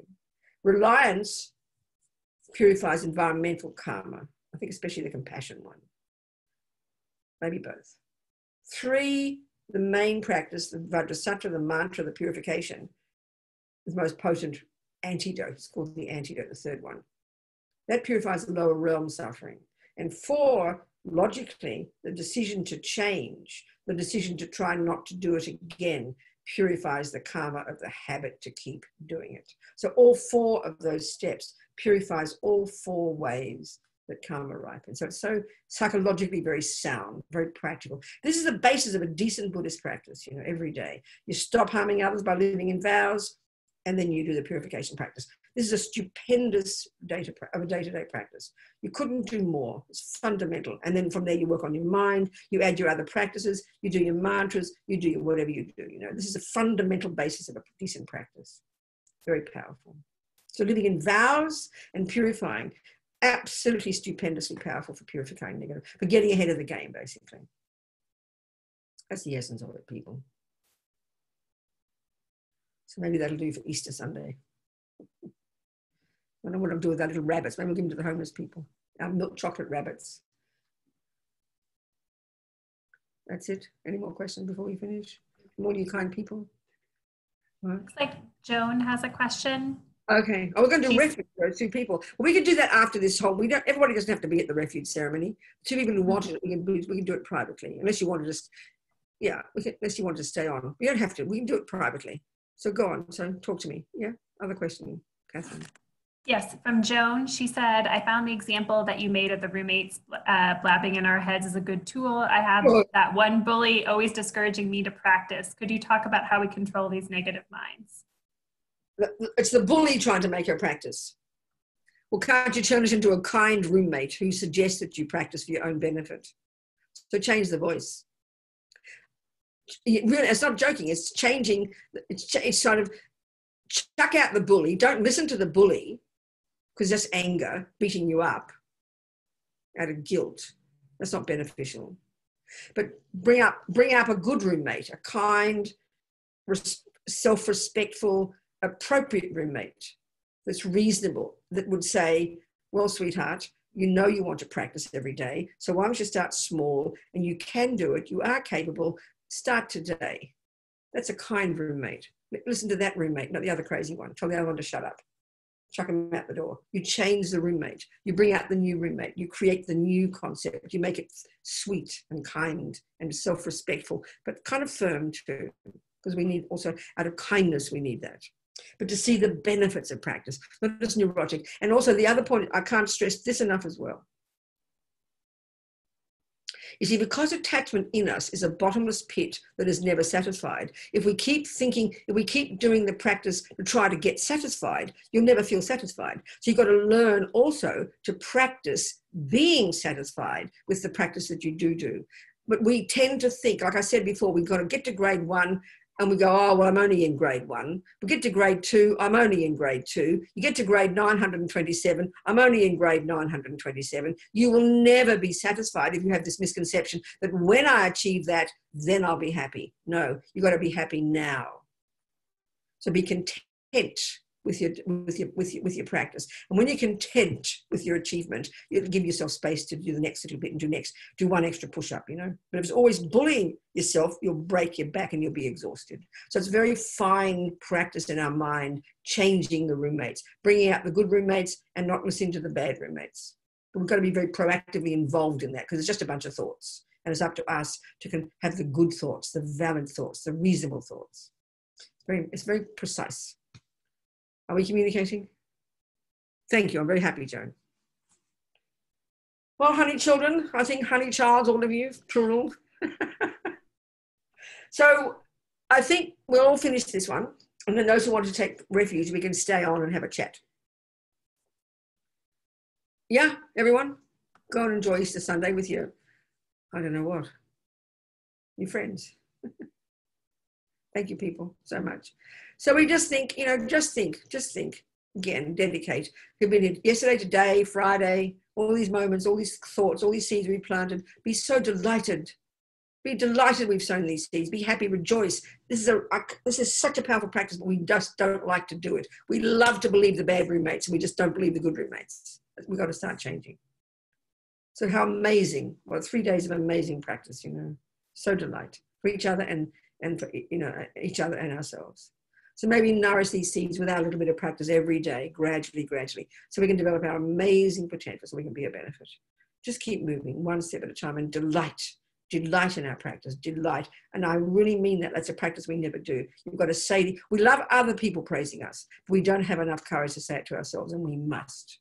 I'm doing a good job. I'm doing my best. I am doing well. Really be delighted with yourself. It's so important. I can't stress it enough. Jangchub, Semchog, Rinpoche, Ma Ke Panam, Ke Guchig, Ke Panyampa, Me Pa Yang, Gong Ne Gondu, Pelba Shog. And may we never develop, even for a moment, wrong views towards the deeds of our most precious teachers. With faith and respect gained from seeing their goodness, may their full inspiration flow into our hearts. Thanks, everyone. So I'll be back. I'll be back in 5 minutes, Catherine, and then I can talk to whoever's Okay. there. See you, darlings. Okay, before you go, Thank you. Yes. Venerable Robina, before you go, on behalf of Lama Yeshe House, we want to thank you so much for virtually offering these teachings. We sent you a virtual offering in Kata. Oh, thank you, darling. How kind. And we request long life for you, and please come back to Lama Yeshe House, hopefully in person very soon. I want to. I will come. Okay. Thank you so much. Love everybody. Thank you. Thank you. Thank you. Thank you. Thank you, everyone.